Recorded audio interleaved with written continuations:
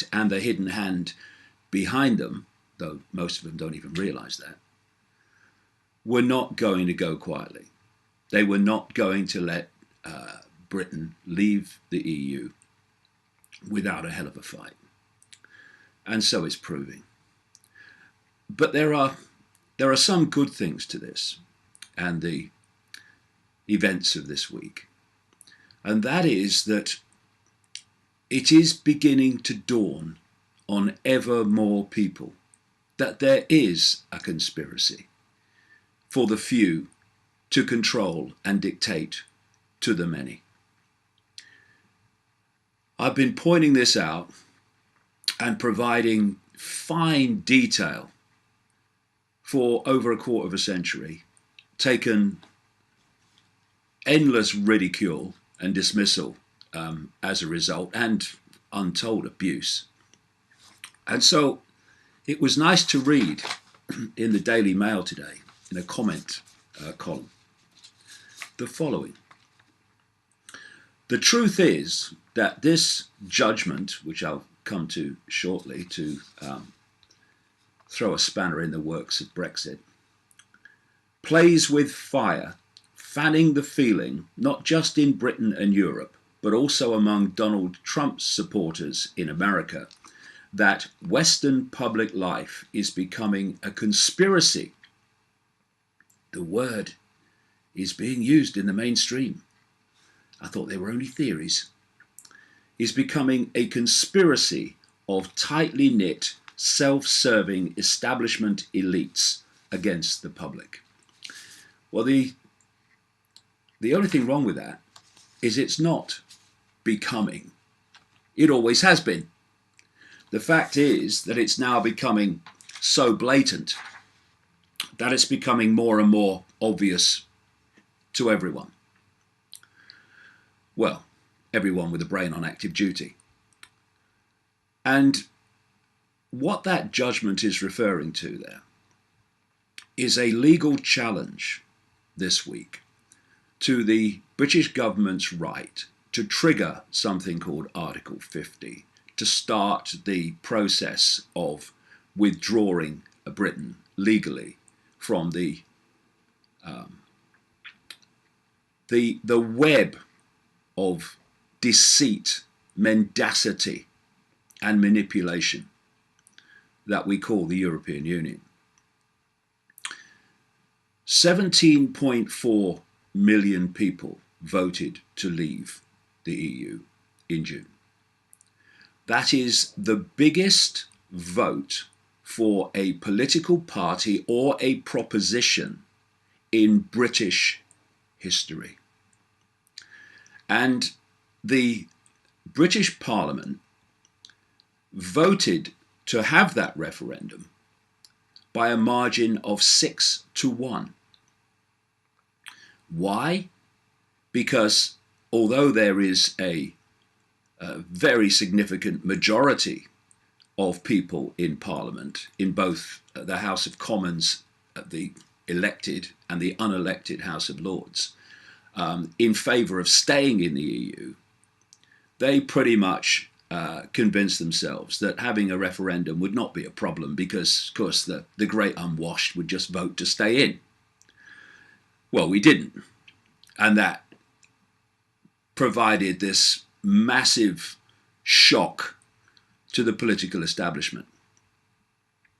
Now, having given the public a referendum to decide whether to stay in the EU, and then having them vote in such massive numbers to come out, it is simply the government's job now to do the will of the people and to trigger Article 50 and start the process. Apparently it's going to take about 2 years to get Britain out of the stranglehold of the EU, to take back power to make our own laws, to not be dictated to by unelected dark suit bureaucrats in Brussels that no one's ever heard of.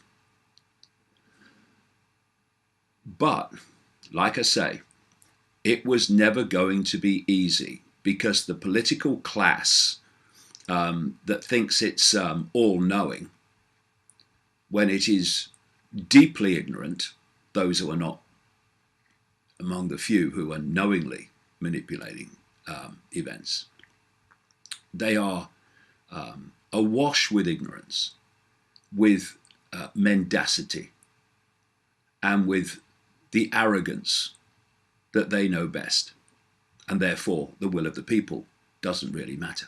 Unless, of course, it corresponds with what they think is what should be done, and then, they're all for democracy then.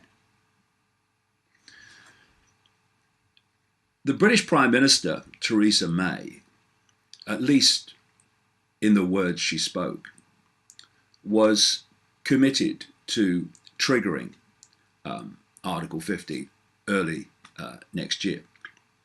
Brexit means Brexit, she said. The will of the people must be followed, adhered to, respected. But this week, there was a legal challenge in the High Court in London, led by a millionaire City of London fund manager called Gina Miller, and a few others I'll come to block the triggering by the government of Article 50 without a vote in Parliament. And of course, what Ms. Miller said, that she was doing this to protect parliamentary democracy. Yeah, okay. That actually is not what it's about. You see, there's a majority in the Houses of Parliament that does not want Britain to leave the EU.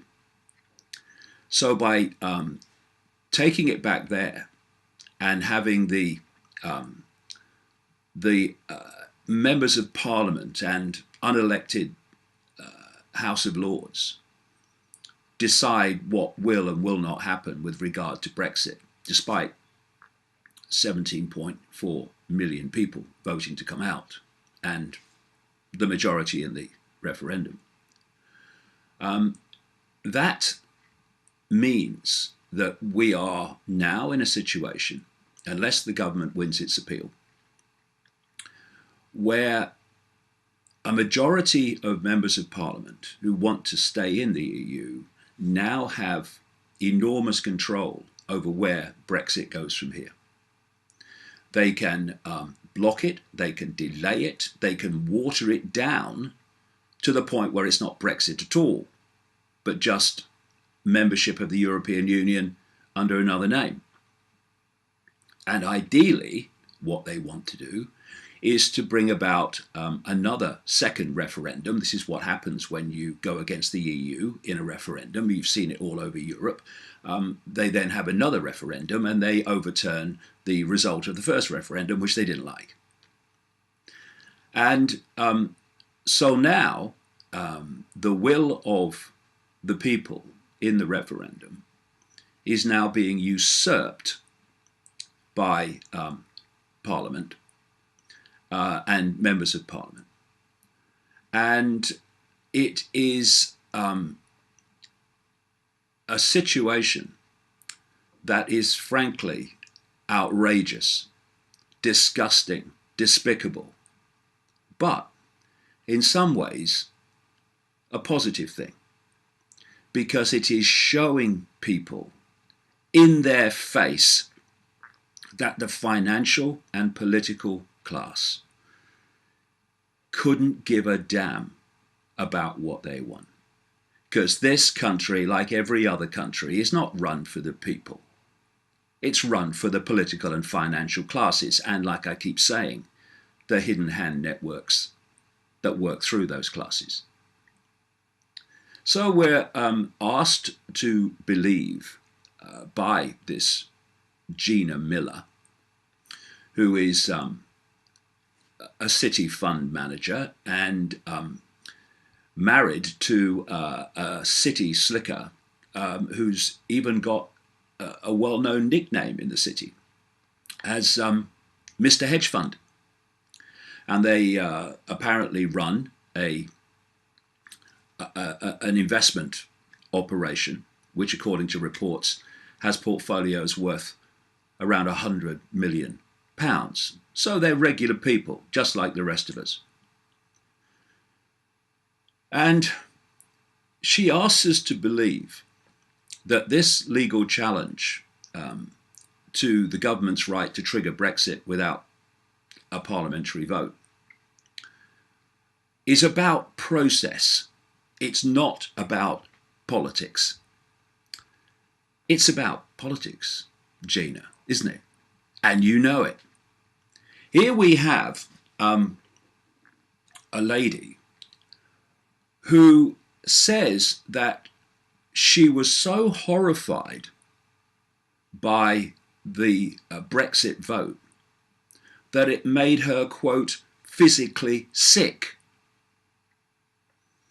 So here we're being asked to believe that someone so vehemently in favour of staying in the EU has simply thrown this spanner in the works of the Brexit process, simply because she believes in parliamentary democracy and she wants to protect it. That, Gina, would be the parliamentary democracy that your fantastic, what could be wrong with it, EU has spent the last more than 40 years destroying, with more and more laws being made by dark suit bureaucrats outside of this country, never mind outside of Parliament. This is the EU that is a bureaucratic tyranny, taking away and deleting year on year on year the right of sovereign parliaments to make decisions about what happens in their country. But you, a supporter of the European Union in the extreme, and all that, I've only done this to throw the Brexit process into turmoil because you believe in parliamentary democracy. They really do think we're all frickin' idiots. But as they found in the referendum, we ain't. This is a quote from Gina Miller, who was only doing it to protect the process. I felt physically sick, she said, when the referendum result came through, because I thought, I don't think people know the ramifications of this, of what's happened, and I felt really sorry that people had been tricked and fooled. You see, the financial and political classes, they know best, you see. So if you are just an ordinary person, just one of the great unwashed, then you really don't know anything about anything. You haven't worked out that Britain has lost control of its own country to the European Union. You haven't worked out all the European laws and regulations that are dictating, like I say, the fine detail of your life and what you can do and can't do. You haven't worked out that smaller companies are being crushed by the weight of EU regulation that's destroying their ability to function. You can't work that out. You have to leave it to those who know best, the city financiers and the politicians. You're just the man in the street, the woman in the street. What do you know? She goes on. We must not underestimate or forget the anger in Europe. Ooh, really, I'm terrified. About our vote. They're very angry that we've had this relationship, yet we still threaten the union. Well, they should be angry then. Actually, there's a vast number of people in other European countries that want to do the same that Britain did and vote to come out. They're just not being given the chance because the political class that knows best is terrified that they might do the same. It's extraordinary. Now, let's have a look at these other people who were behind this legal challenge, in which judges decided that it had to go to Parliament for a vote before Article 50 could be triggered and could not just be done by the government carrying out the will of the people. The organisation behind this, or one of them, is called People's Challenge. Who are these people? It was set up in the summer by a guy called Graham Pigney, a British expatriate. He now lives in France. And Paul Cartwright, who is a Gibraltar national and works as an environmental officer for the Gibraltar government. Was Gibraltar in England or Scotland or Wales, Northern Ireland the last time you alive? I don't believe it was. Mr. Pigney, originally from Fareham in Hampshire, is a semi-retired man and has lived in a wine-growing region of Carcassonne for 19 years. So one of the people behind this doesn't even live in the country and has lived in France for 19 years. And he wants to, in effect, let's be very open and sensible about it. He wants to block Brexit. That's what this is really all about. No, it's the process. Anyway, also backing this legal action that won this ruling this week is an organisation called Fair Deal for Expats Group. Well, expats. So they don't live in England either, or Britain. No. It includes among them dozens of Britons living abroad. Oh, anyone notice a theme here? And these include a British company director who lives in France, seems to be a popular place, a businessman who runs holiday rentals in Italy, and an English language teacher in Hamburg, Germany. I never saw Britain get a mention there. Mr. Pigney defended his decision to launch People's Challenge. He said, I happen to live in France, but that is inconsequential in the context of the constitutional crisis we are facing. The constitutional crisis that your challenge has just massively added to, by the way. And it's not inconsequential. He says here, what's at stake is nothing less than parliamentary sovereignty. We need to make sure we do not hand the sovereignty of the UK to a self-appointed government. Well, what do you mean the sovereignty that's being handed to in effect, self-appointed bureaucrats for the last 40-odd years? And of course, it's not inconsequential that someone who starts a legal challenge affecting the vote of 17.4 million people actually has lived in another country for 19 years. Another guy in this group is a Brazilian-born hairdresser who no one seems to know much about. And that is the organisation with their 12 barristers, obviously money no object there, who have created a situation where the anti-EU majority, or the anti-leave the EU majority in Parliament, now potentially, unless this government appeal is successful, now have enormous control over the Brexit process, how fast it moves, the nature of what it is, etc. And that's the whole point of what has happened here. And the judgment was made by 3 judges, including one, the Lord Chief Justice, who actually is a co-founder of an organisation dedicated to integrating laws all over Europe into one EU group of laws that are basically all the same. In other words, centralizing control in Europe via the legal system. And, you know, in the last 24 hours, day or two, since this judgment was made, we have seen so many extraordinarily ludicrous things said, like it's just about the process, not politics.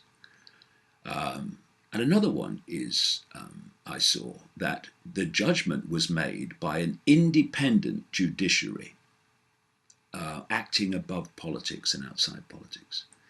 You know the greatest threat to humankind. It's frickin' naivety.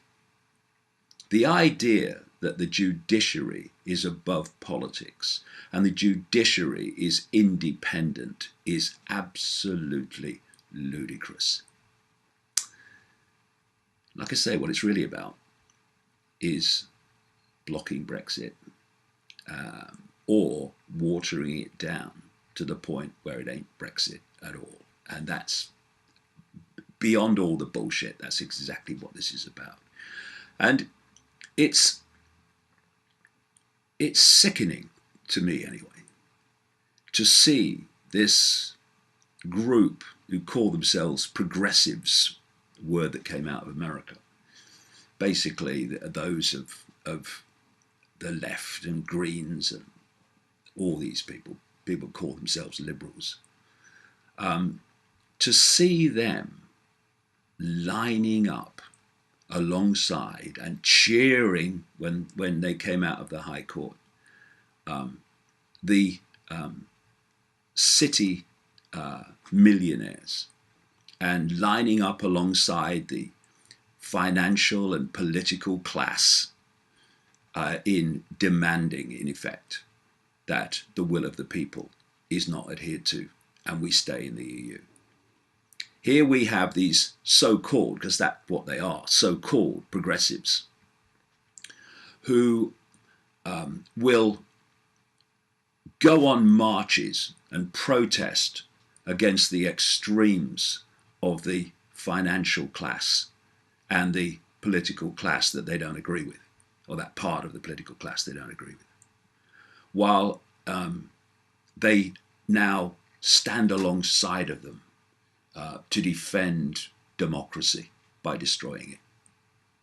They stand alongside people like Tony Blair, a man who so loves parliamentary democracy that he lied to Parliament to justify a catastrophic war that has cost the lives of millions of people, both in Iraq and as a result of what that invasion of Iraq has done since in terms of the Middle East. A man who didn't even keep his own cabinet informed of what was going on in relation to the invasion of Iraq. These progressives, the British equivalent of the bullshitter in the United States, a classic fake progressive Michael Moore, are now standing shoulder to shoulder with people like Tony Blair. It is absolutely pathetic. And we're seeing, we are in a point now where things are coming to the surface where we can't ignore them anymore. This is why you've got that quote from the Daily Mail using the word conspiracy of the political class against the people. It's becoming blatant. Look at the Clinton emails, how they've shown the collusion with the media, how they collude to block the candidates like Bernie Sanders that they don't want. How behind the scenes they're saying exactly the opposite to what they're saying in public. And how the whole system is so deeply, shockingly, unspeakably corrupt. And now we're having this put in our face again in Britain. The political class and that which was behind the political class, which, like I say, most of the political class doesn't even know that hidden hand exists.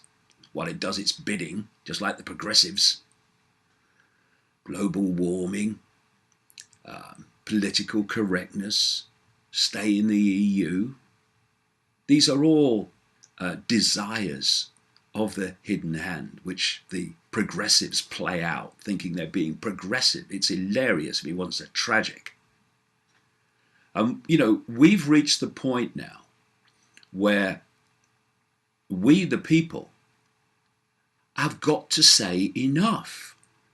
We've got to stop cooperating with this system of corrupt, mendacious control and stop handing our power to it.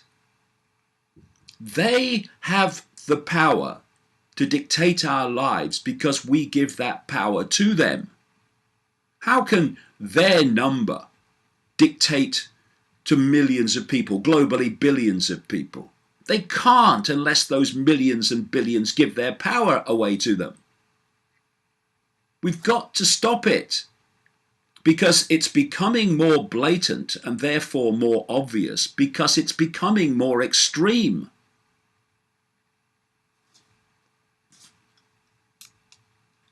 And the naivety of people, like I say, is extraordinary, as we're seeing this week. I saw this post. It's just an example of endless ones on social media just after this judgment was made, from a guy called Martin Cuff, whoever he is. One day we'll thank Gina Miller for saving the entire notion of British parliamentary democracy, he says.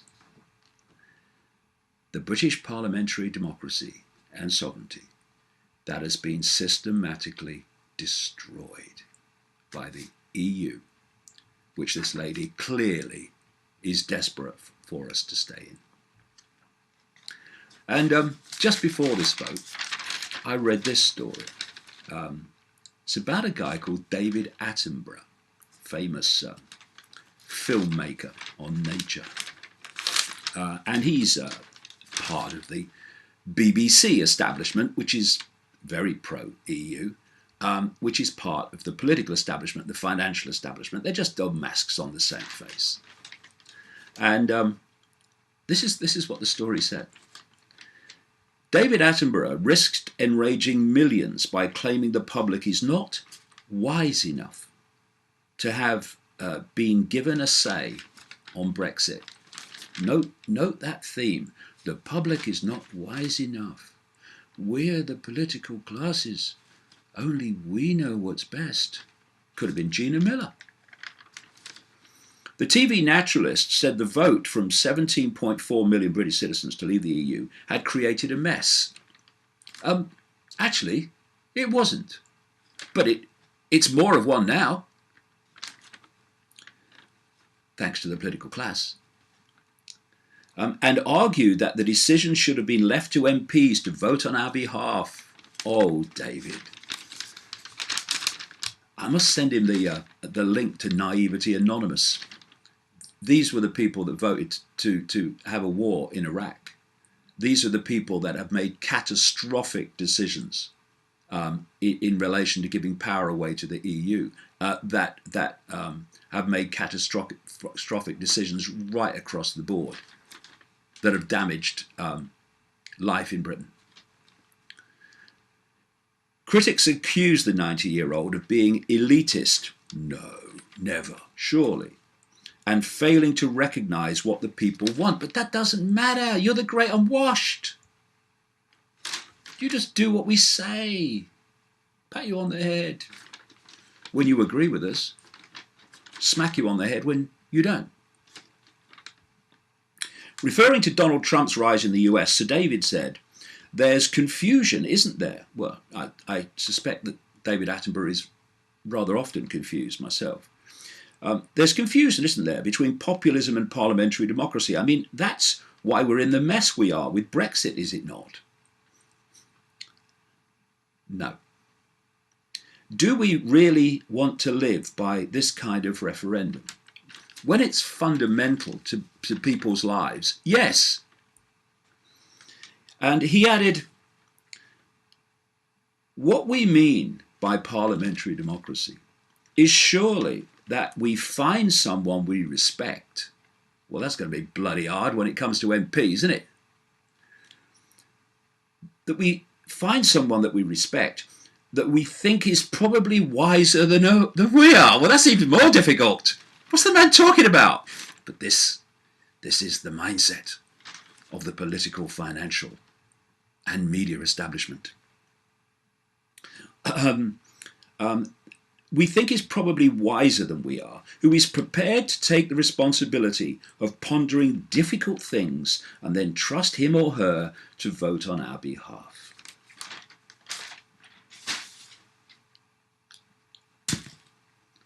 And a few people can't control the world. It's a piece of cake. The war on terror is a war on freedom. I've been saying that, writing that for years and years and years, and so have many others in the alternative media. And the horrific events of the last week and more in Tunisia, in France, and parts of the Arabic world are simply the next step to advance the agenda of destroying human freedom and much else besides. And this is not some conspiracy theory pulled out of the ether. It's in documents that you can read and see the connections between. You can go back, for instance, to a document known as a clean break, which was produced for Benjamin Netanyahu in the 1990s by the infamous neocons in the United States, people like Richard Pearl and others. And what it proposed in terms of what Israel should do is mirrored by current events in terms of the countries they should target: Syria, Iraq, Iran, and countries they should try to go into an alliance with in achieving the end of targeting those countries. You can bring it a few years forward to the year 2000, when the same neocons in the United States that were the force behind the Bush administration, they produced a document through a front operation called the Project for the New American Century, calling on the United States to fight multi-theater wars against the same names: Syria, Iraq, Libya, and others, Iran. And just after that, in 2001, in fact, 1 year after that to the month, we had 9/11, the official story of which is shockingly ridiculous and quite obviously a cover story. In the Project for the New American Century document, it said that a new Pearl Harbor would be required to justify these multi-theater wars against these countries in the Middle East and North Africa.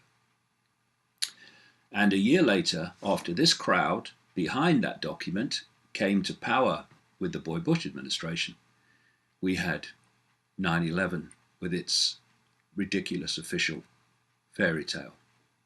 And what has happened as a result of that?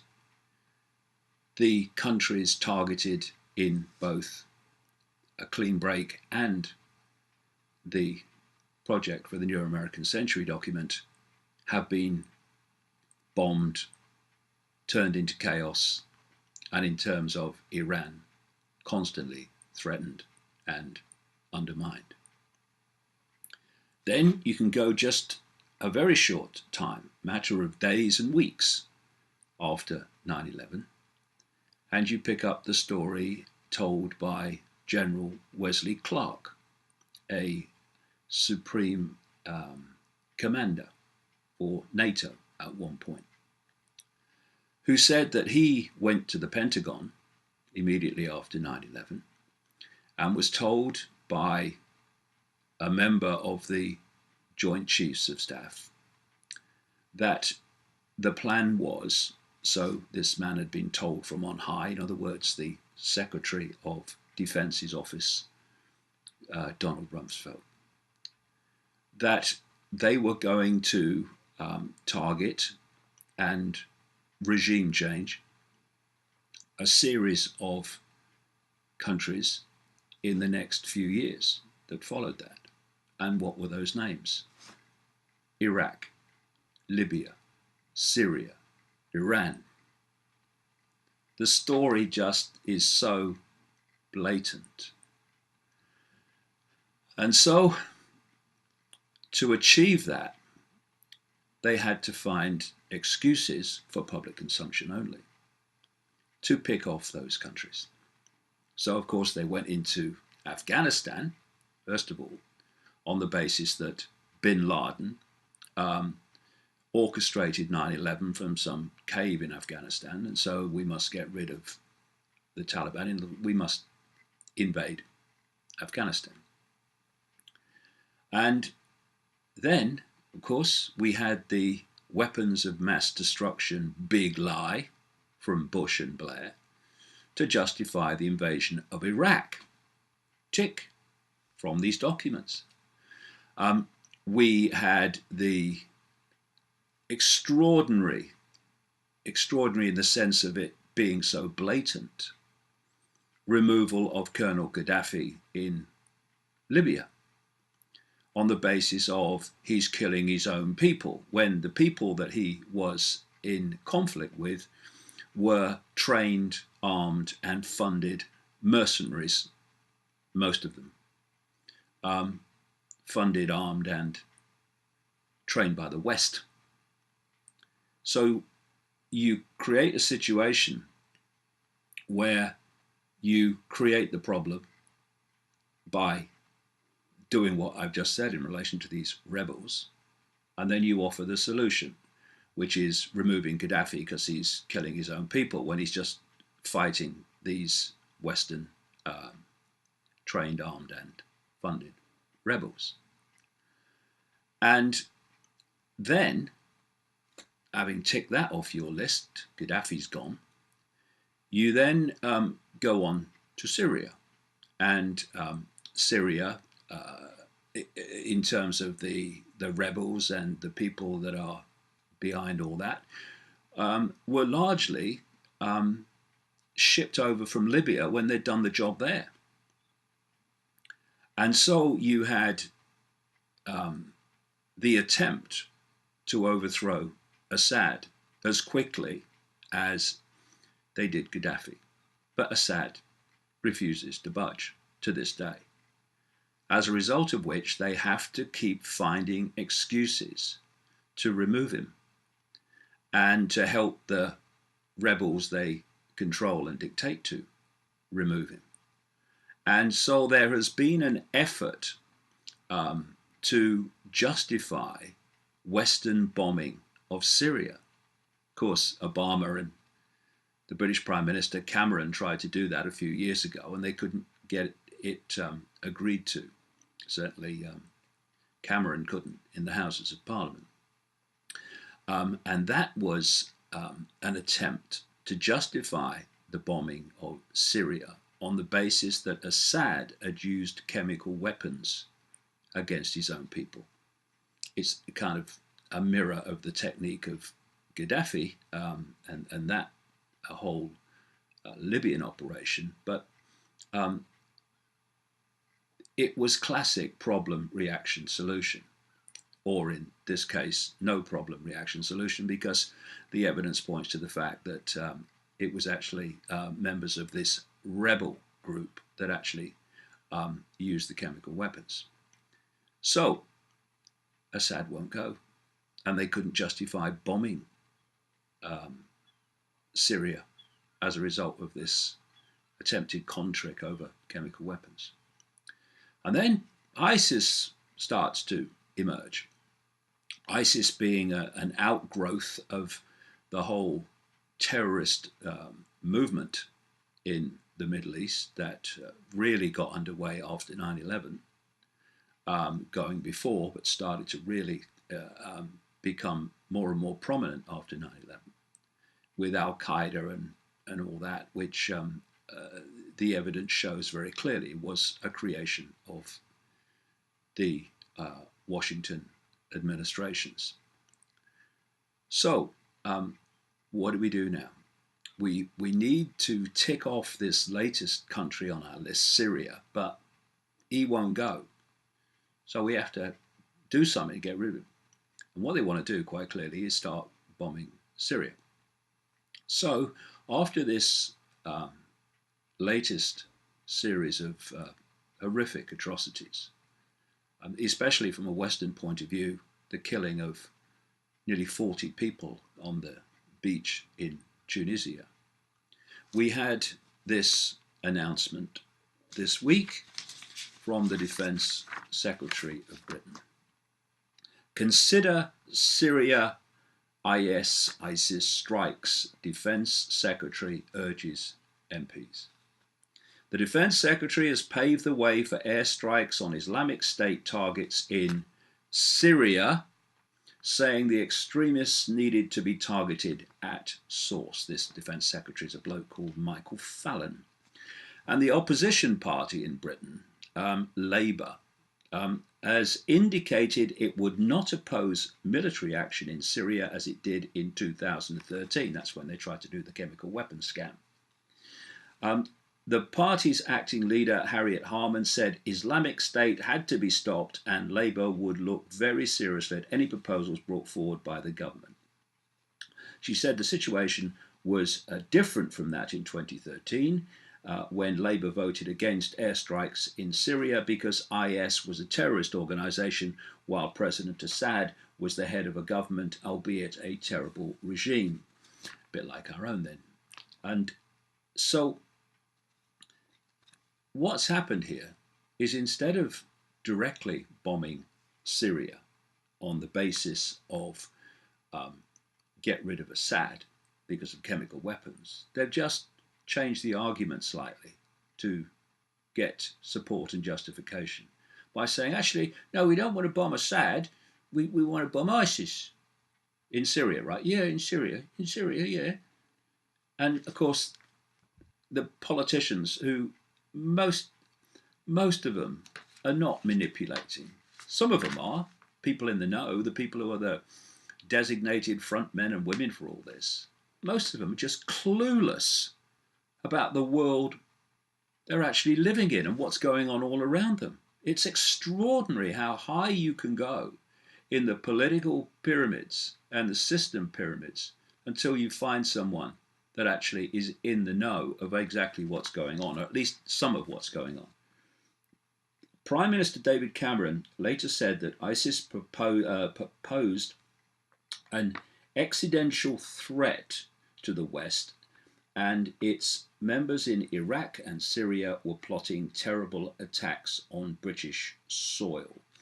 And that's another aspect of this whole war on terror, and an aspect, very large aspect, of what happened in Tunisia.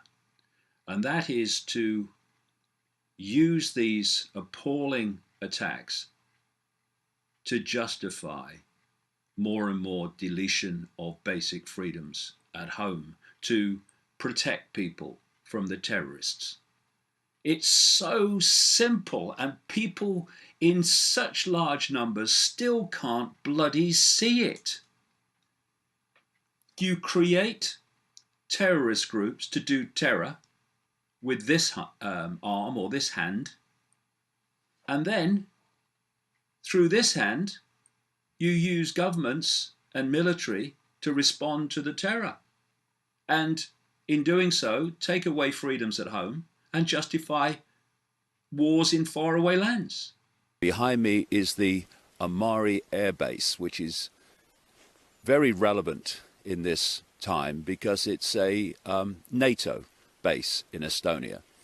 Estonia, of course, bordering Russia, and we have this Operation Atlantic Resolve, where the propaganda against Russia and how Russia is going to invade border countries has led to this build-up, the justification of this build-up of NATO resources and the NATO military operation in these border countries like Estonia.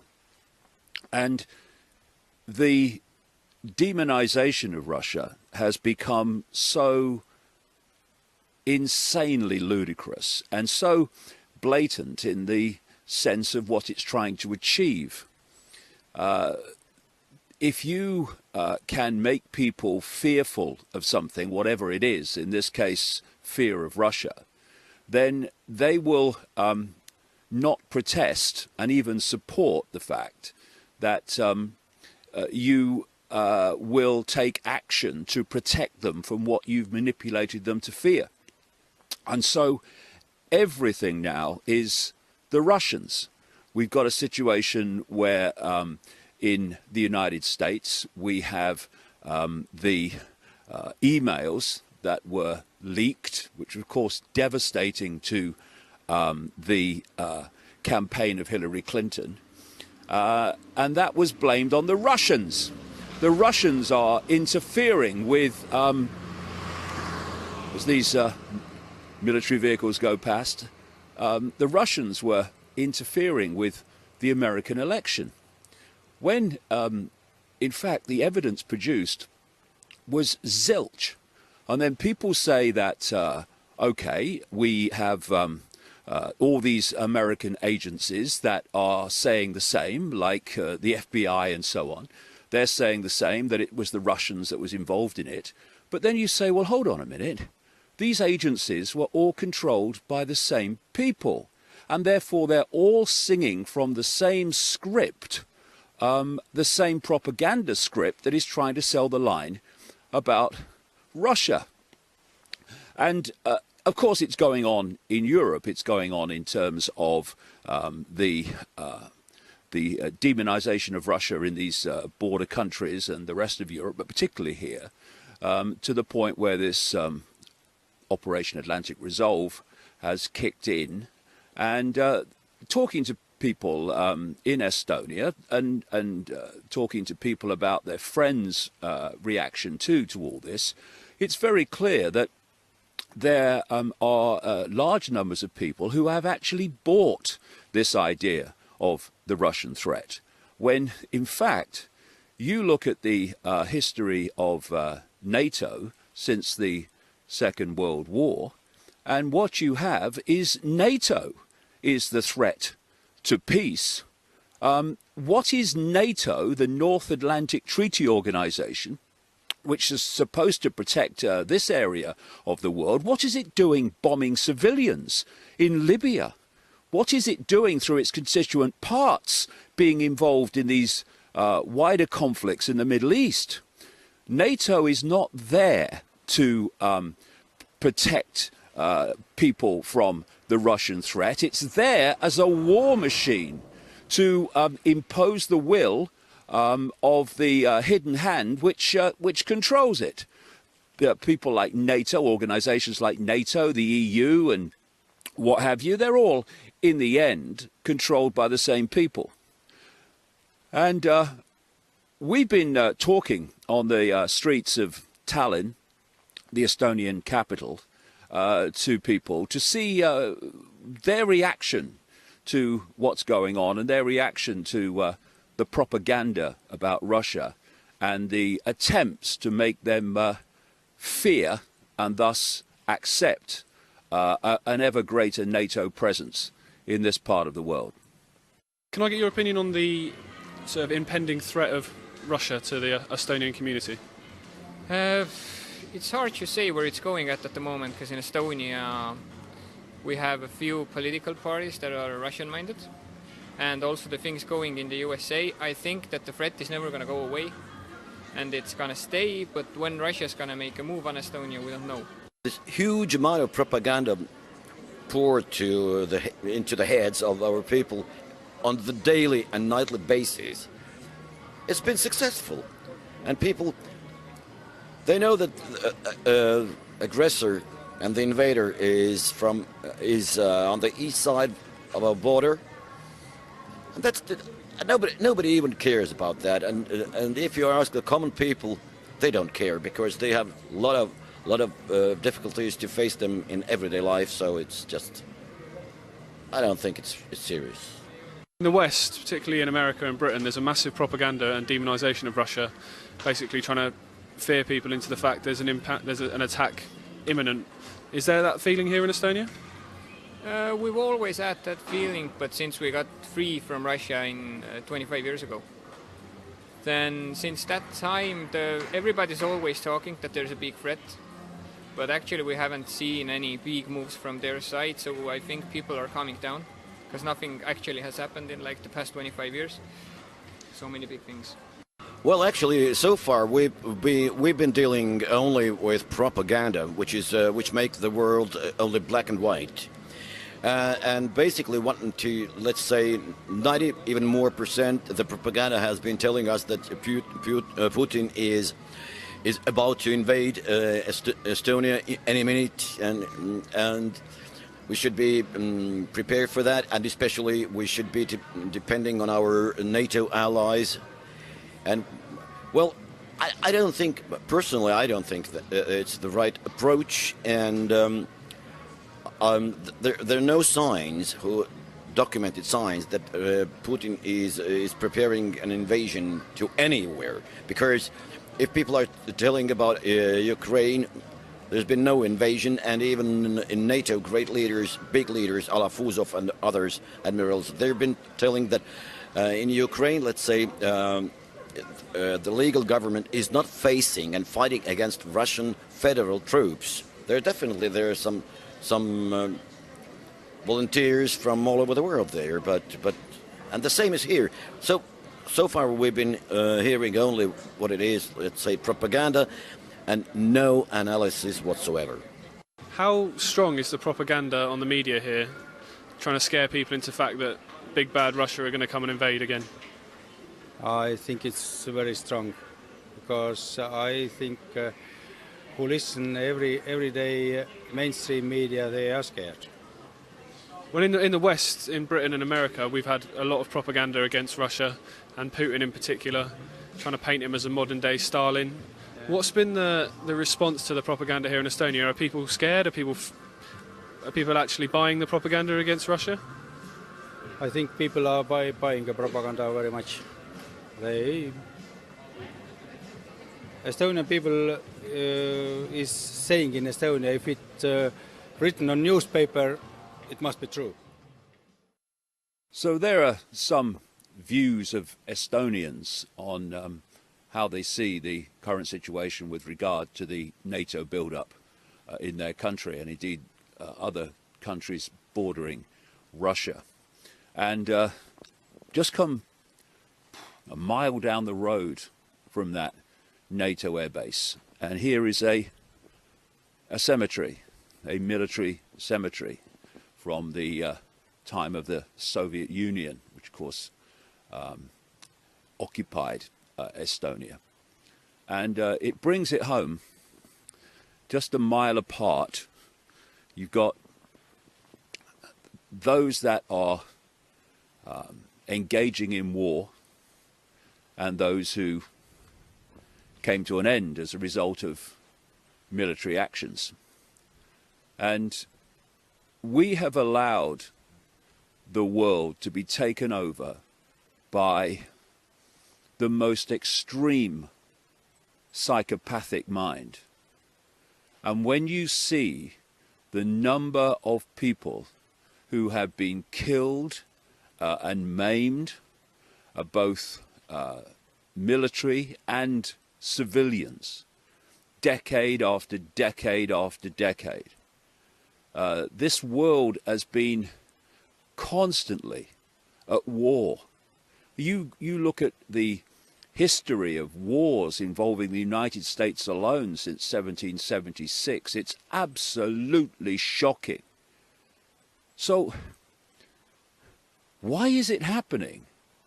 Why, here again, are we building up and pushing towards another conflict, this time with Russia, which of course will bring China in as well? Why is that mayhem and death and destruction happening day after day in the Middle East, year after year after year? Because the psychopathic, insane people that we have allowed to take this world over are deciding that that is how it's going to be. And had Hillary Clinton been elected as President of the United States, this war with Russia would have definitely kicked off. It might still do so with Donald Trump. And I hope that the conciliatory things that he said with regard to conflict in Russia are followed through. But with Donald Trump, he reverses what he says and what he thinks so often, then we've got to wait and see, not take his word for it. And it's not encouraging when you've got Trump in his election campaign talking about a massive increase in the United States military. It's also already rather vastly in proportion greater than something like 7 other countries combined, including China and Russia. I mean, how much military does the United States want? But of course, it's not the United States military. It's the military of the hidden hand. And all this money, this extraordinary level of spending while Americans sleeping the streets, that is spent on the military, is not for the benefit of the United States. It's for the benefit of that works through the United States, that works through its presidents, that works through its military and its Pentagon. And these are the people we've given the world away to, and we need to take it back. So, is it really too much of an ask that instead of demonizing Russia, that those in power sit down and come to an agreement with Russia, come to a situation, for instance, where Russia and the countries of Europe and the United States combine together to sort out the United States, UK-created terrorists in the Middle East and bring that horror to an end. If they were reasonable people who generally wanted to bring it to an end, that would have happened already. But they're not. Putin seems very accommodating and intellectually is far more intelligent than the Western world leaders combined. I'm not saying that he's God's gift to humanity and, you know, he runs tea parties for kids. He's obviously a ruthless man, or he wouldn't have been running Russia for so long. But neither, although the propaganda would like us to believe it, neither is he Stalin. Neither is Russia now the old Soviet Union. And the offer is there for the West to come to an accommodation with Russia so we can all get on with our lives. I hope Trump like I say, follows through with what he's saying, and that happens. But in the background, the hidden hand won't want it to happen, because the hidden hand wants World War III, because that's been planned all along. 3 world wars to transform the nature of human society. The first 2 world wars transformed the nature of human society. Look what happened. And they want to complete the job with World War III. That was always the plan. And this is what this demonization of Russia is all about. So we, as the people, the human race, billions of us, who face the consequences of what these insane people in the shadows are doing, need to understand how the game's played, and no longer to accommodate it, no longer play a part in it, no longer meekly walk along saying, yes sir, no sir, they must know what they're doing. They don't. Except that they do know that they're seeking to bring about yet another world conflict. So we need to get informed about what's really happening, because these events are not random. What's happening down the road from here with the NATO build-up in Estonia is not random. It's part of a long-term plan to bring about yet another horrific global war. And we, this time, need to say it's not going to happen. And we're not going to give our support to it. And we're not going to allow the politicians and the military to any longer be the vehicle of this hidden hand and do its bidding, because we're not having it. I mean, how many more graves is it going to take before the world and its people take power back over their own society and stop these mad men and women devastating it year after year after year? Left alone, the vast majority of people in this world could live together. But with the hidden hand constantly manipulating, divide and rule, playing one part of society off against another, playing one race off against another, playing one religion off against another, has created a situation where it seems that we can't live together. But left to our own devices, we could, if that hidden hand and its public agents, if you like, were no longer allowed to do what they've done generation after generation after generation. We need to be the people that bring it to an end by no longer buying the propaganda, by seeing through it, and by saying we are not having it anymore. Now, there are many nice people in Britain with decent values of fairness, of justice. But the British establishment that runs the place and ran the great British Empire wouldn't know of value if one bit them on the arse. And Rhodes was a great symbol of this plundering, this acquisition of much of the world for the benefit, not in the end of Britain, but of those that controlled Britain and still do. So I understand why students can see a Rhodes statue as a symbol of all that. But, you know, people can get so focused on the twigs that they can't see the forest.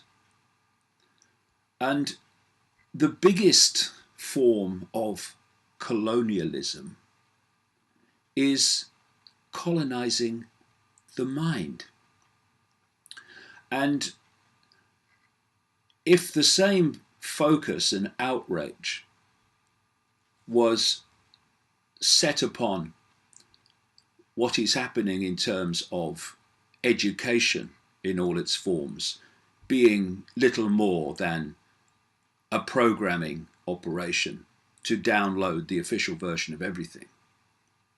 And if they looked with the same vehemence as they do at a Rhodes statue at the way this programming is becoming more and more blatant, then we might have a chance of protecting what's left of freedom, freedom of choice, and freedom of expression.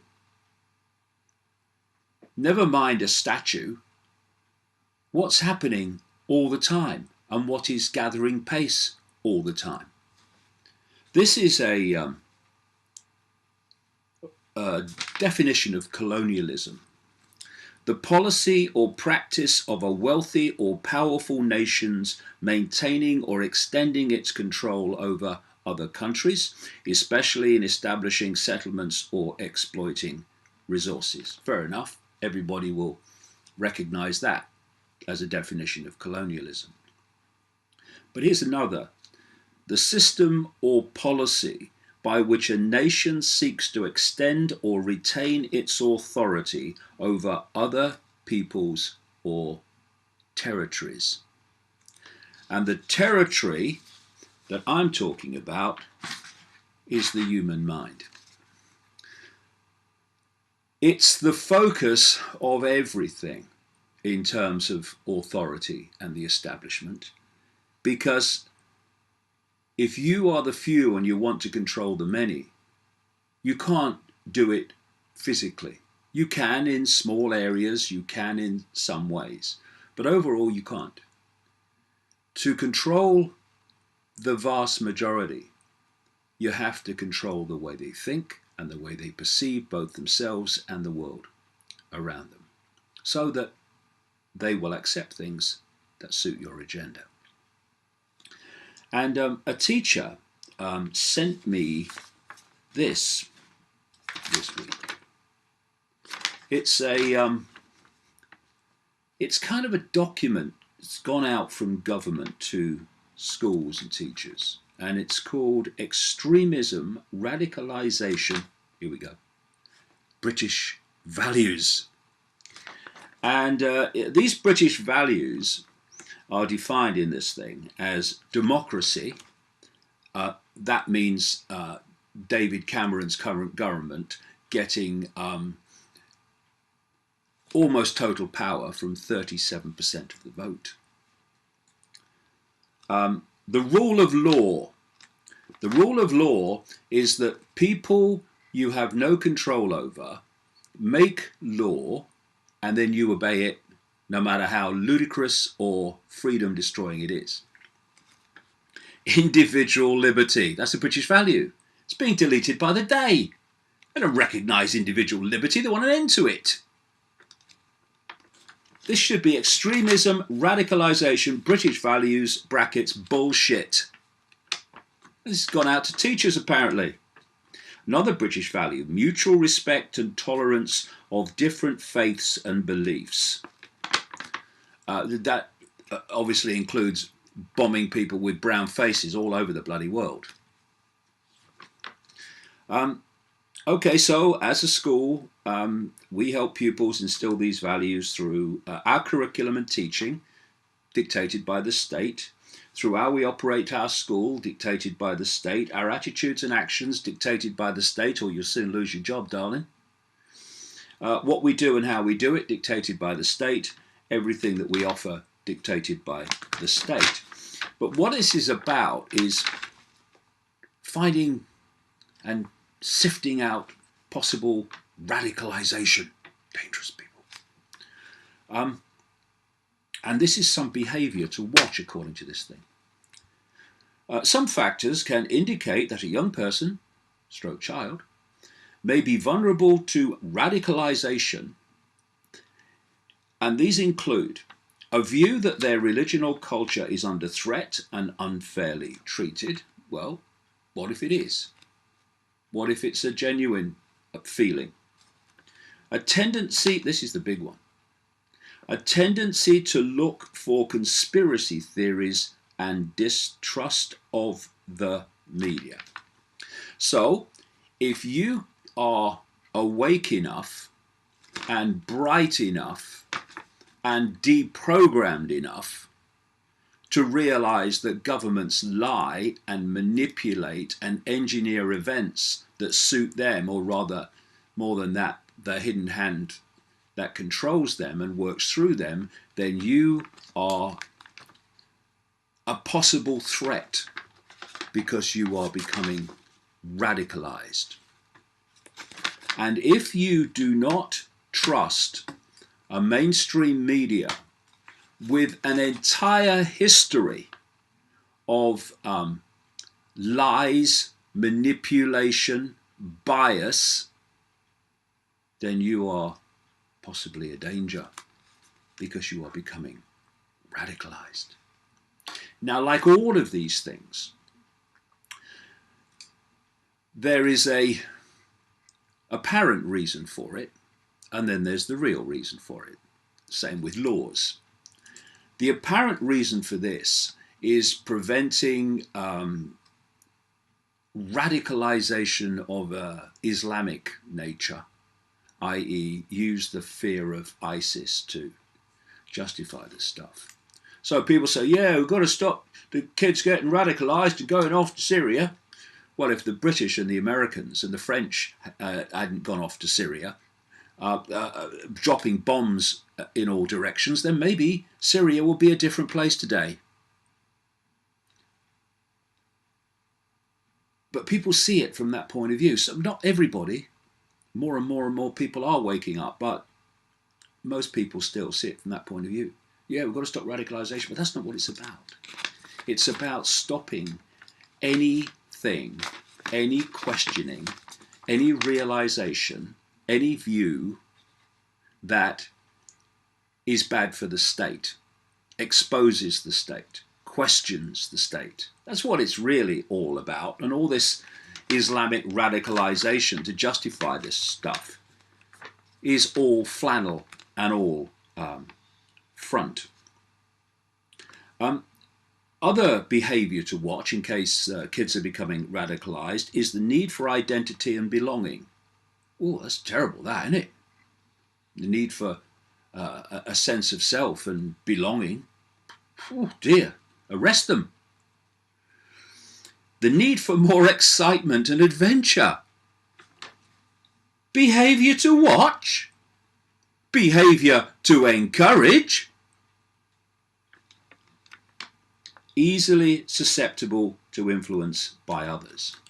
They must be talking about teachers and head teachers being easily susceptible to influence by whatever the state tells them to do and think and teach. Other changes may include being more argumentative. Oh, don't stand your corner. Accept it. Bow. Acquiesce. Using terms them and us when referring to religion and culture. It's what governments do all the time. Do you think they refer to Gaddafi in Libya as an us? Or Assad in Syria as an us? It's them and us, British values, them, threatening British values. Spending, I love this one, spending increasing amounts of time online and being secretive. Well, that kind of mops up and sucks in virtually every bloody teenager. Vast numbers of them anyway. I wish they didn't spend increasing amount of time online and doing that. But they do. The idea that is radicalization.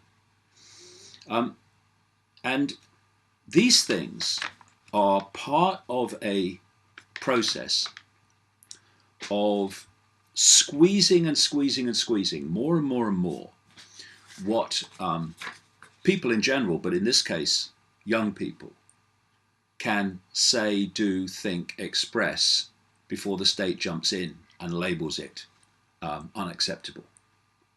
It's about suppression of freedom. That's what it's about, in every sense. Anyway, I found this on the internet, and it's from a school. I won't say what it is because it's just an example. It's not a one-off. It's a primary and nursery school, and it's headed British Values and the Prevention of Radicalisation. As if British values and the prevention of radicalisation stroke extremism are kind of opposite sides of the fence. You see, we've reached a point now where the Orwellian inversion has reached such an extreme that you vote for war, you vote for bombing, again, people with brown faces, and you are a moderate MP. You vote against bombing people overwhelmingly with brown faces, and you are a extremist MP. You are a radical MP. You're someone to fear. It's all a bloody mind game, and that's why education is so prime to this whole agenda of human control, downloading perception from the earliest ages, and why I would suggest looking at this, students of Oxford and elsewhere, is rather more relevant than some statue of some appalling excuse for a human being. So anyway, let's go through this. This is just a primary and nursery school, but it's what's happening. Starts off, the Department of Education have recently reinforced the need to, quote, create and enforce a clear and rigorous expectation on all schools to promote the fundamental British values of democracy. 37% gives you total power. The rule of law. We make the law, you obey the law, whatever it is. Individual liberty and mutual respect and tolerance. Well, where's the tolerance there for someone having a different view and having the intelligence to see that there are conspiracies going on and to see that the mainstream media is not actually the whole foundation of truth and integrity? What it means is the liberty and mutual respect and tolerance, so long as you say what's acceptable to the state. The government set out its definition of British values in the 2011 Prevent strategy.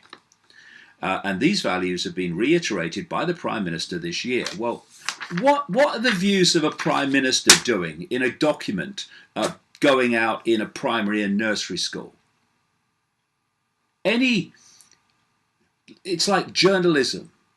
It's like anything that is of a communication area, that they should be above government and what government says. Because how can you have free communication of information, be it in education or in the media, if what the Prime Minister, the government says, is going to dictate how you do it and what you say and what you communicate? Here, says the document, democracy is taken very seriously. Well, that's a bloody first. Children are actively encouraged to have a voice and share their views and opinions regularly, so long as they conform to opinions that are acceptable to that document. Every September we have an election week when the candidates for class representatives on school council pitch their election manifesto for the rest of their class. Yeah, what they do is prepare them to accept this ludicrous abuse of freedom called democracy. All children also complete an annual questionnaire which provides them with the opportunity to share their views of learning and suggest ways in which the school could be improved further. And unless it conforms to what the government says should happen at that school, then it's straight in the bin. Or, hey, Johnny could be going through radicalization.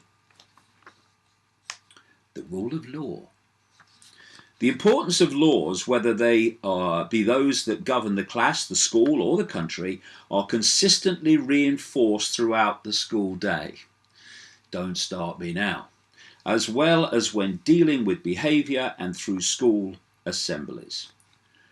What schools are there for is not to bring out the true potential, the true uniqueness of children and young people.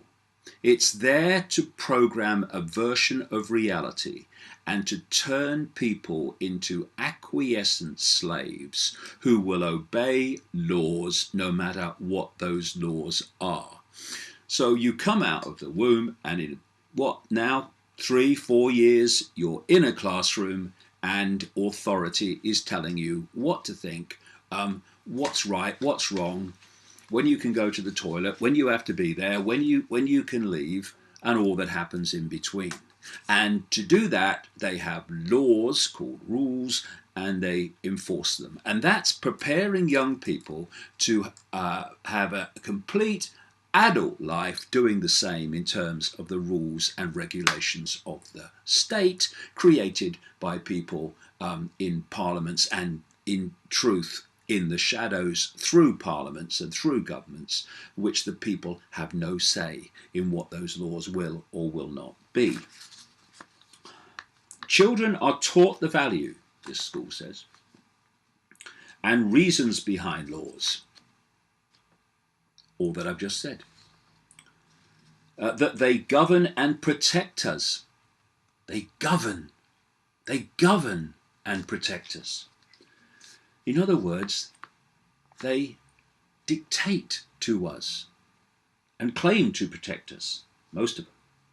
The responsibilities that this involves and the consequences when laws are broken are also explained. You mustn't break laws, mustn't break rules. Teacher never does. Dead, be out of a job.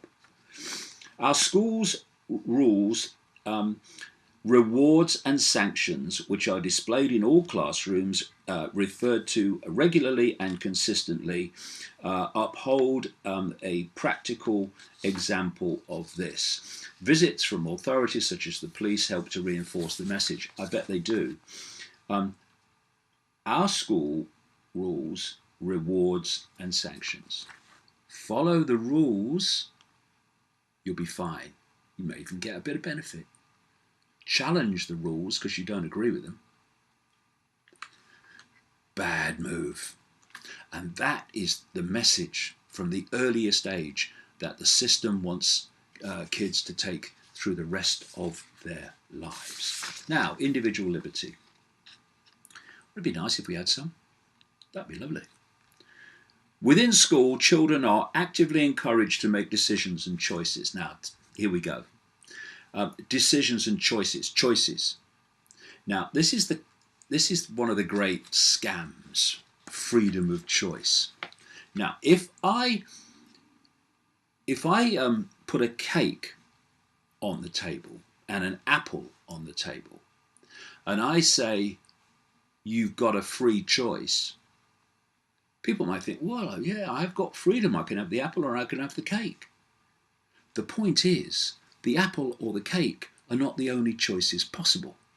And what the state calls choice is the choices, all of which suit the state, which you're then given the choice to choose between. So, encouraging choice. But that's saying if people make other choices, then they could be dangerous and going through radicalization. I know there'll be people looking at this and saying, yeah, you've got to stop ISIS. This is not about that. This is not about that. It's about freedom as a whole and having different views and the right to have them as a whole. Children are encouraged to know, understand and exercise their rights and personal freedoms. Well, clearly they're not, because there's rules galore. and you can't have an opinion outside the norm, or you're being radicalized. Children are given the freedom to make choices and make decisions, so long as they suit the school and so long as they suit the state. Our school says we are actively challenging children, staff or parents expressing opinions contrary to fundamental British values, including those expressing extremist laws or extremist views. So, hold on. They, at this school, are actively challenging children, staff or parents who express opinions contrary to fundamental British values, which the state has decided what British values is and doesn't follow any of them when it's voting for war, voting to change policy that create massive austerity and suffering among people in their own country, that sell arms to Saudi Arabia by the billions of pounds at a time to suppress people in Saudi Arabia and to drop them on places like Yemen. These are British values. It's such bullshit. It's such hypocrisy. And in terms of the schools who are teaching our children, it's such naivety, ignorance, and acquiescence to the state.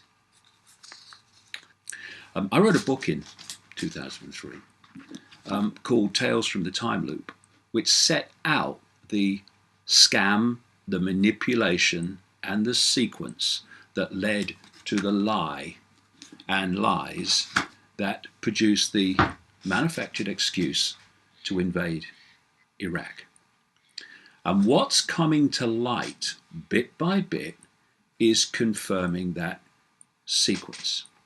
First of all, we've had a memo come into the public arena written by Colin Powell, who was Secretary of State in the US in the run-up and during the invasion of Iraq.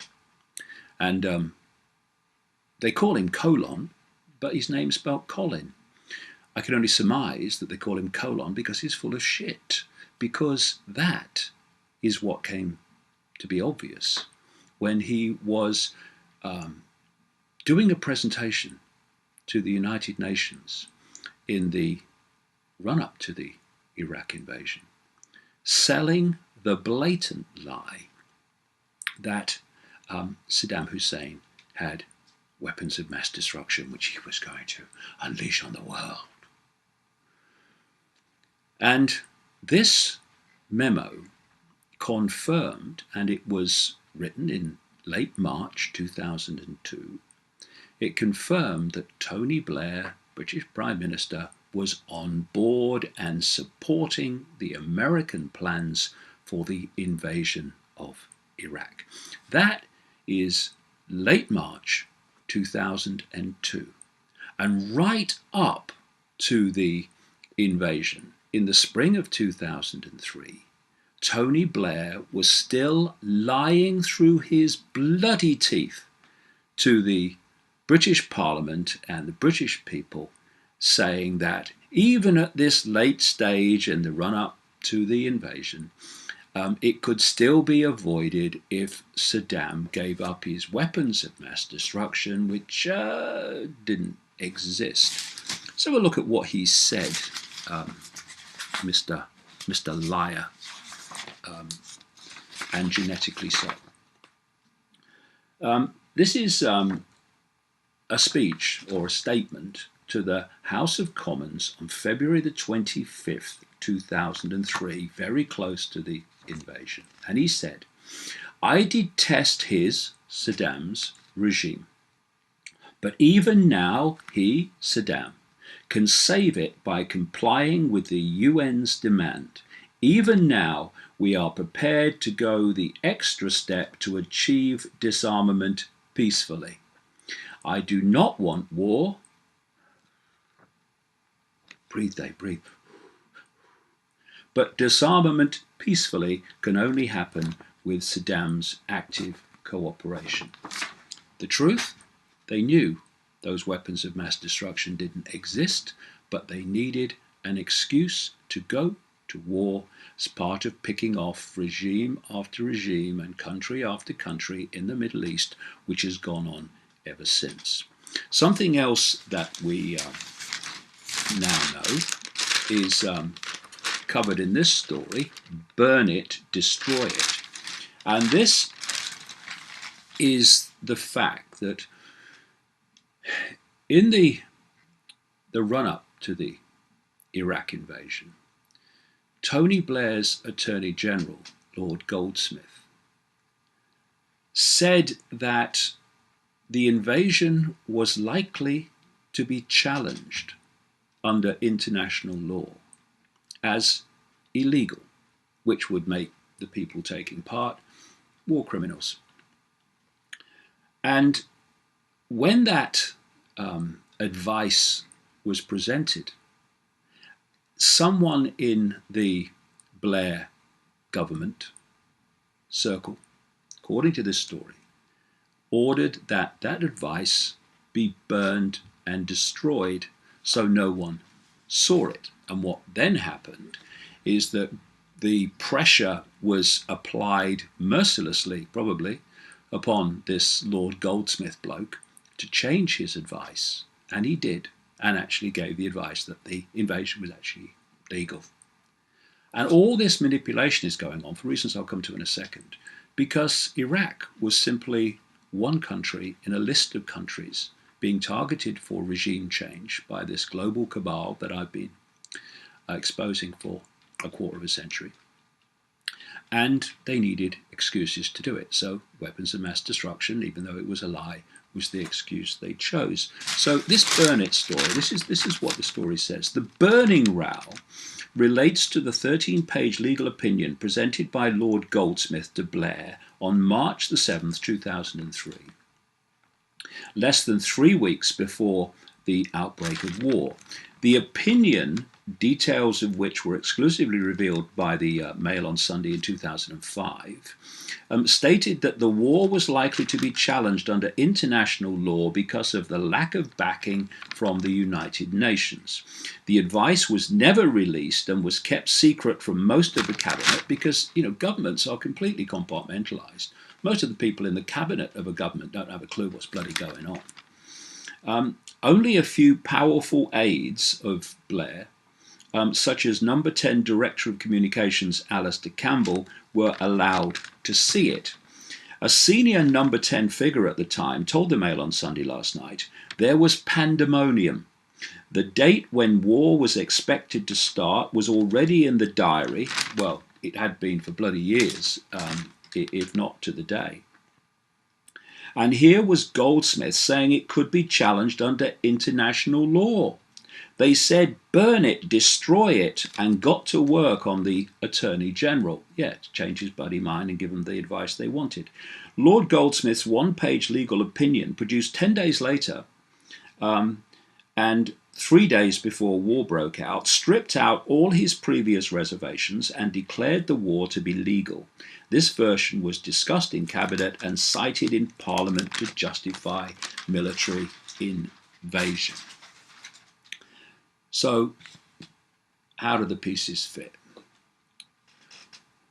Well, a series of countries that this global cabal working through Britain and the United States, that they wanted to overthrow and regime change and take over, goes back years. And Iraq was just one of them. And the first public sight of this list came in September 2000 when an organization called the Project for the New American Century, neoconservatives or neocons as they were called, produced this document listing a series of countries for regime change, and regime change as a result of what they called multiple theater wars fought by the United States, either covertly or overtly through the Arab Spring. And these countries included Iraq, Libya, Syria, Iran, and they needed excuses to invade them, to regime change them. The people involved with the project for the new American century included Donald Rumsfeld and Paul Wolfowitz, who then became Defense Secretary and Deputy Defense Secretary running the Pentagon, few months later when the Bush administration came to light. Another person involved with the project for the new American century was Dick Cheney, who a few months later became Vice President of the United States and, in truth, President, in fact, while Boy George Bush was reading his bloody comics or something. The document also said that this process of transformation, that he called it, this series of country takeovers, would be necessarily slow, absent some catalyzing and catastrophic event like a new Pearl Harbor. These characters came to power in the Bush administration a few months later, and soon after that, in the same year, in fact 1 year to the same month that this document was published, the United States had 9/11. And Bush called it our Pearl Harbor. As a result of that terrorist attack, which was an inside job, that's why none of the pieces make any bloody sense and none of the official story makes any sense. As a result of 9/11, they had the excuse to start the war on terror. And the war on terror led eventually to the excuse to invade Iraq. And because they didn't have an excuse, they made one up. Weapons of mass destruction. It's the sequence that, or the technique that I call problem, reaction, solution. You create a problem covertly, you tell the people that they're in danger because of the problem and you want a reaction from the people, do something. And so after you've created the problem, got the reaction, do something, you then offer the solutions to the problems you created, which is to do what you intended to do all along, but couldn't do or justify without the manufactured problem. Now there's another version of that that I call no problem, reaction, solution. You don't need a real problem, you just need to invent one and get the public perception that there's a problem, i.e. weapons of mass destruction in Iraq. And so the invasion of Iraq was always going to happen, and all the bullshit about, oh no, it could still be stopped, was all lies. And so when Lord Goldsmith came along and said, actually this could be illegal, of course, burn it, destroy it, because it was a danger to the plan of invading Iraq. Then there's another thing. Dr. David Kelly. David Kelly was a weapons inspector with great experience of Iraq. And he knew that what Blair and his spin doctor, Alistair Campbell, in cohorts with British intelligence were telling the British people about the weapons of mass destruction in Iraq was simply not true. And these people produced a dossier, oh, say, be very afraid. Oh, we better invade then, yeah, Blair, be afraid. And what happened is that David Kelly, who no one really had ever heard of, in the public arena anyway, talked to a BBC journalist called Andrew Gilligan and told him that this dossier had been sexed up. In other words, it was full of bloody lies to justify the war. Now this was very, very dangerous to the credibility of the invasion. I mean, here was a weapons inspector of enormous experience in Iraq saying, actually, they're lying, in effect. And what then happened was that he was outed, was subject to enormous public attention, outed as the person who was behind Gilligan's source for the dossier being sexed up. And soon afterwards, he left home and went for a walk from which he never returned, because he went into the woods and committed suicide. And the official story of his suicide is so ludicrous, so ridiculous, so incredible, it takes the breath away. What I'm going to do in this video cast is go through the detail of these different elements. But for this, opening, if you like, I'm going to just connect the dots of how the background went on.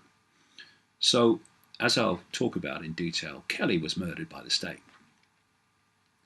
So then they had an inquiry into what happened to David Kelly, which was instigated by Blair and his former bloody housemate, flatmate, Lord Falconer, the top law officer of the time, the Lord Chancellor.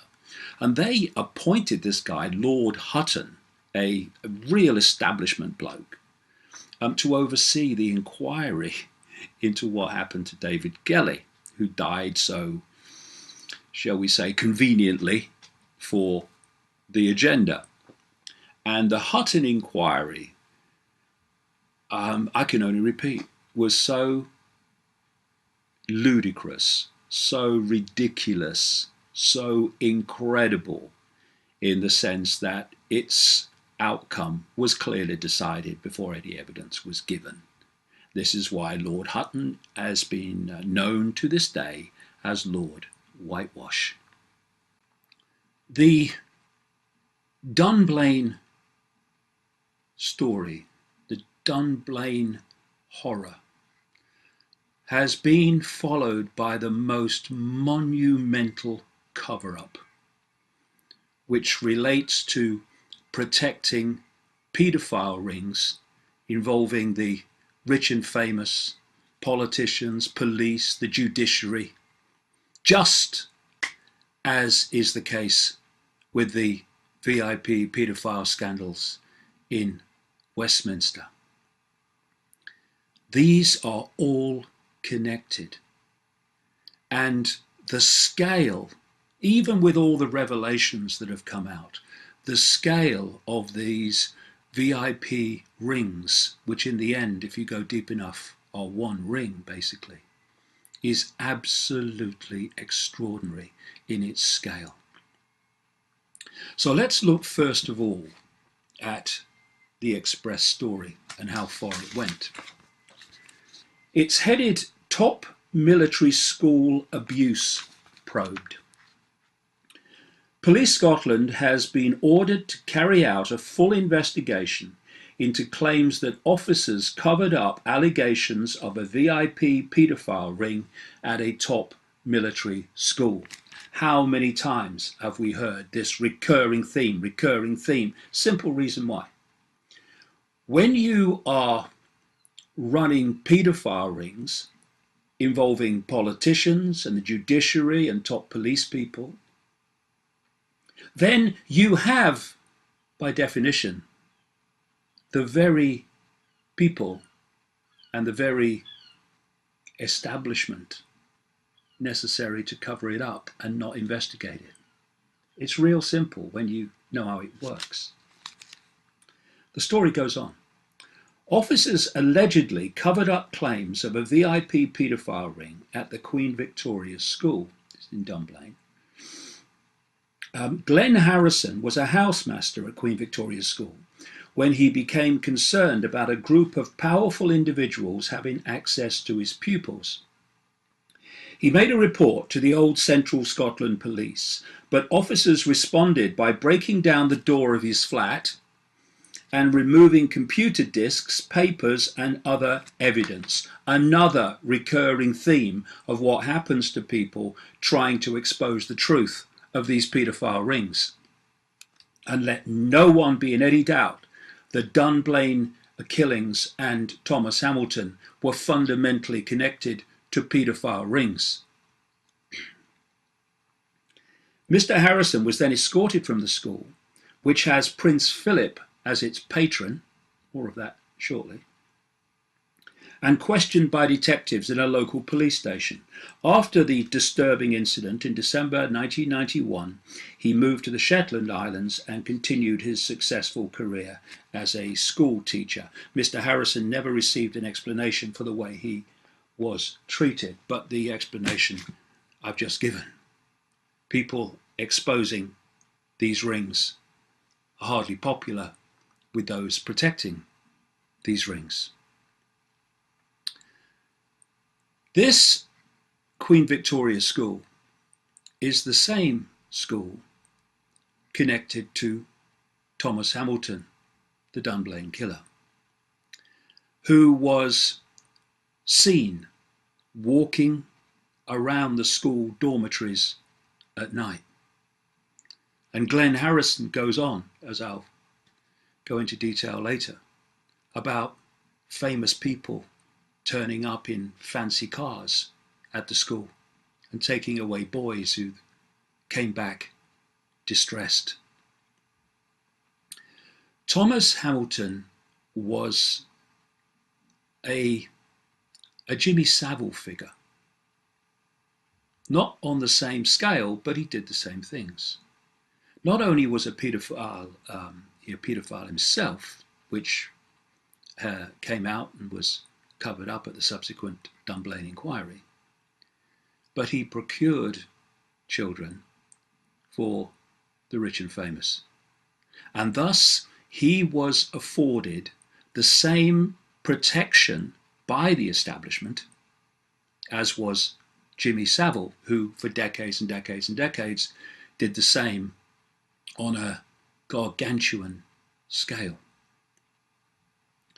And when I go through this Dunblane story and its connection to the paedophile VIP rings, people might appreciate why we have seen in recent weeks the blatant, the pathetic, the disgusting efforts of parts of the British media and certainly the establishment. The campaign effort to trash the claims of the VIP paedophile rings in Westminster, involving former Prime Minister Ted Heath, former Home Secretary Leon Britton, and others.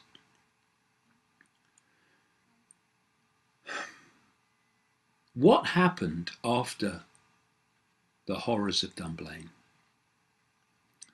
was that an inquiry was set up, headed by a guy called Lord Hutton, senior Scottish judge, who was wheeled out to oversee a number of government inquiries. And it is my view, and the view of many others, having looked at what happened, that the Dunblane inquiry was the most blatant, outrageous cover-up of so much of the background to Thomas Hamilton and what was behind and who was behind and who was connected to the Dunblane tragedy. When we have a situation where Lord Cullen orders that evidence that was seen by the inquiry had to be sealed from public view for 100 years, you know, if there's a brain cell on active duty, that there's something going on here, and it's not very nice.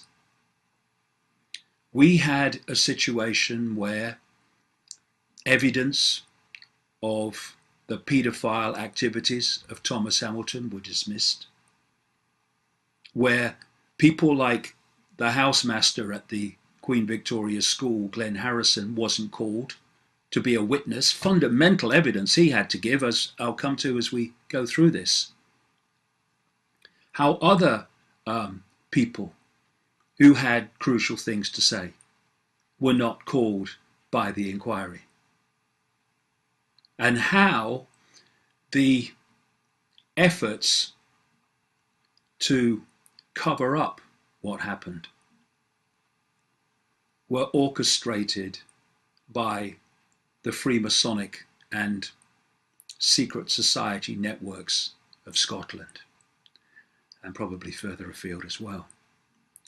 And it's worth noting that for historical and other reasons, Scotland is a major global centre of secret society activity.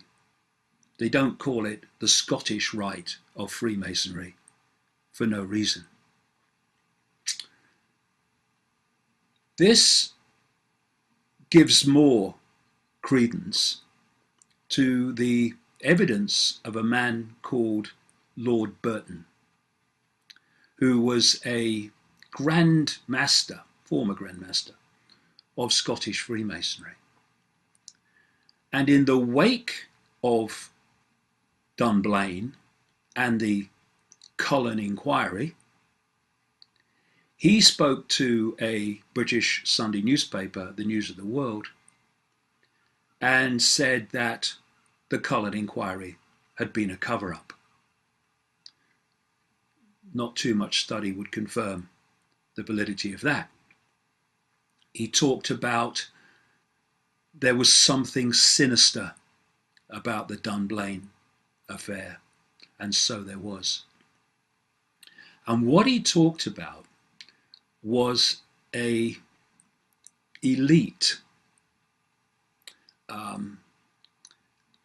group within Scottish Freemasonry that he called the Speculative Society. And he said that the Speculative Society was fundamentally involved in the Dunblane cover-up. And the Dunblane, Speculative Society is apparently based at Edinburgh University, and its patron is Prince Philip, the patron of the Queen Victoria School. And a senior member of the Speculative Society is Lord Cullen, who, at least in one report I read, also had connections with the Queen Victoria School. Burton said that when he started asking questions about Dunblane, he was threatened with consequences if he didn't shut up. And that is what happens to people who speak out and try to expose the truth, or at least ask questions that the establishment doesn't want people to consider. So what we have with Dunblane, and I'll go into the detail as we go along, is the paedophile ring that is global in its entirety. We're seeing that show its head. So with the Westminster scandal, there was that global paedophile ring coming to the surface in terms of Westminster, and what Dunblane was, the background to Dunblane was that global paedophile ring coming to the surface and then being suppressed with regard to Scotland. And what's interesting to me is that the royal family, the members of the royal family, come up again and again with regard to this. Not only do we have Prince Philip, a patron of the Queen Victoria's School and a patron of the Speculative Society, we of course have Prince Charles and Prince Philip as friends for decades of Jimmy Savile.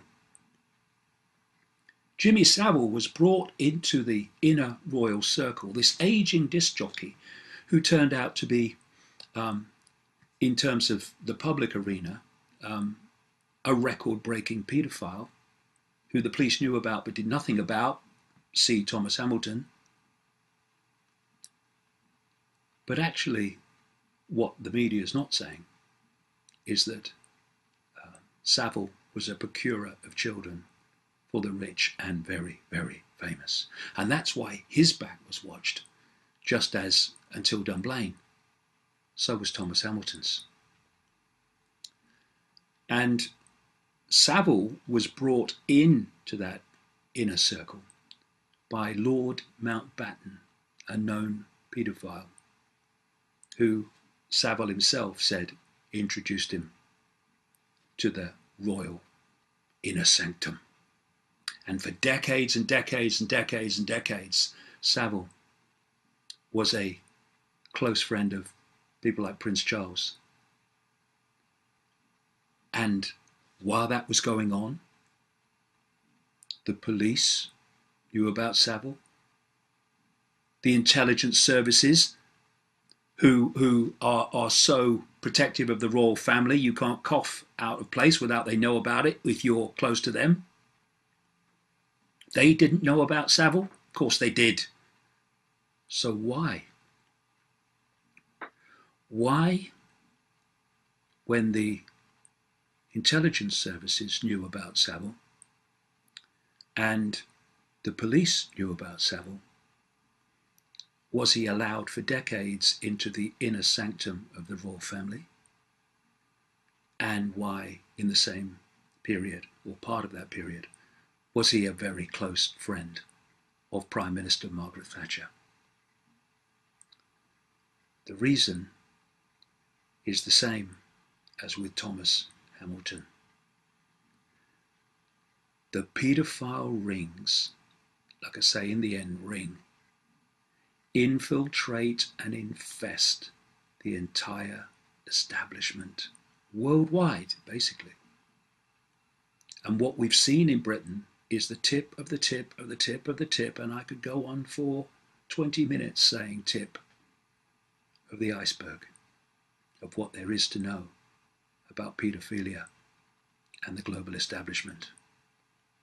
So what I'm going to do today is go through Dunblane, because from that comes an understanding of how the whole thing works, because this Dunblane is a small part, horrific, but small part of a vast, vast whole, a vast network. And we must not let the malevolence of the British media, or parts of it, and the genetic malevolence of the establishment trash claims of these paedophile rings so that the public goes away and forgets about them. Could be your children tomorrow. And as I'm speaking, it will be someone's child, someone's children. Such is the vastness. He ended up dying penniless, in effect. And he had many ideas, many trains of research and themes of research that were going on when he died, and information and documentation of other research that he'd done in his life. He died at the age of 86, so he lived a long life. And these documents and this research material was seized when he died by the FBI. And there have been many suggestions and a lot of speculation about what was in them and what information the authorities therefore gleaned from these documents. But what can be said is that so much of the high-tech developments, not least in the realm of wireless communication, was actually first instigated, first perceived by Nikola Tesla. And to go beyond the concrete-like limitations of mainstream science, you have to think differently. In fact, you have to go beyond thinking, beyond thought. Thought is a very low level of intelligence and perception, very low.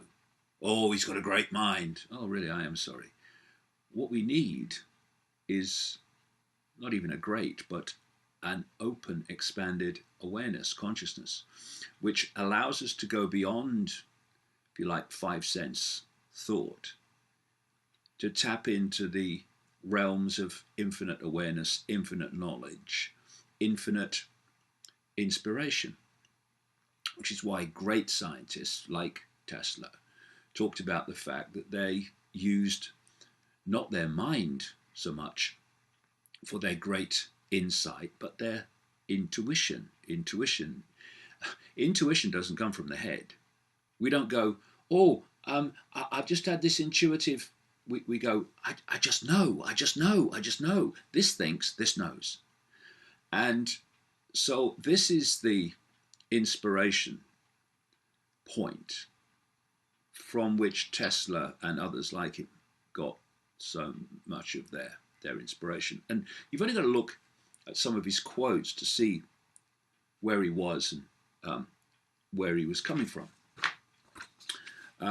Here's one. The scientists of today think deeply instead of clearly.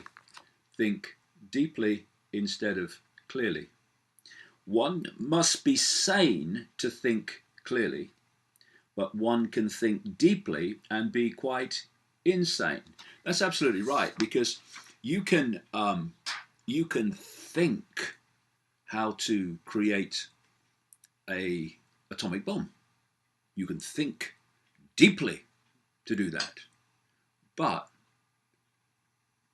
it's insane to actually build it. But because we have a science, a materialistic science, overwhelmingly, that can, well, I'll tell you how I put it over the years. The difference between cleverness and wisdom. And wisdom also comes from the heart, from widened, expanded consciousness. It's clever, to take the same analogy, it's clever to be able to build an atomic bomb, but it's not wise to do so. And as I've said in my books over the years, cleverness without wisdom is the most destructive force on earth. And that is what we call modern science. Emphasis on the call. That's what it is. Overwhelmingly, again, it's like cleverness without wisdom. And therefore, it has become, look around, not least in terms of the environment, it has become, because of that, the most destructive force on earth. So another Tesla quote. Today's scientists have substituted mathematics for experiments, and they wander off through equation after equation and eventually build a structure which has no relation to reality. I've been on about that for years and years and years and years and years. it's what I called in the last Wembley event, the the law that says bollocks begets bollocks. Because if your prime point of looking at everything is bollocks, then everything that comes from that foundation bollocks must be bollocks. And so we have a science that perceives, even though it's got quantum physics to show this is rubbish, bollocks, it still perceives from its foundation perceptions that the world is solid. It's not. The world is not solid. Explained all this many times in many places. And Tesla was realizing this. It's why he was able to go beyond where the other scientific limitations were. And so if you are looking at the world as if it's solid, then obviously the conclusions you come to from that basic flaw must be expressions of that flaw. And that's why science has been going round and round and round and round, while people that could see beyond that, like Tesla, were way ahead of him. Same with people like Leonardo da Vinci, even further back, even further ahead of their time. And the term conspiracy theorists or conspiracy theory was first widely employed by the CIA to try to discredit people pointing out the bloody obvious about the Kennedy assassination, that it was not what the official story claimed it was. And in fact, the official story was so ludicrous that it demanded unthinking, unquestioning, slavish innocence from the public in the ludicrous belief that authority would never lie to you, particularly over the death of a president. All that was necessary for the official story to be believed and to stand up. And so, in the face of trying to sell such a ridiculous theory, the idea was to just target those that were saying the obvious, that the official story was ridiculous. And so the term conspiracy theorist started to be widely used. And of course, since the Kennedy assassination, and particularly in more recent times, starting around the early 1990s and more to present day, evidence has been uncovered of endless hidden in the shadows conspiracies and manipulations to direct the world in particular ways. And so the old favourite, the old standby conspiracy theorists has been used as a weapon of propaganda to try to elicit by reflex action a dismissal of any evidence once the purveyor of that evidence is dubbed a conspiracy theorist. And this has gone on in the face of the most obvious evidence of conspiracies of many various kinds, which overwhelmingly, as I say, I would say are different expressions of the same one conspiracy. And so it was such a pleasure and so nice to read an article in the Telegraph newspaper in Britain, or at least on their website, that's where I saw it, by a guy called Alex Proud. And it's a very balanced article, and hands up to him for that. And it's headed, "Perhaps the world's conspiracy theorists have been right all along." Hallelujah.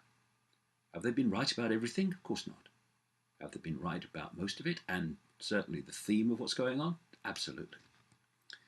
And it says, We used to laugh at conspiracy theorists, but from FIFA to banking scandals and the Iraq War, it seems they might have been onto something after all.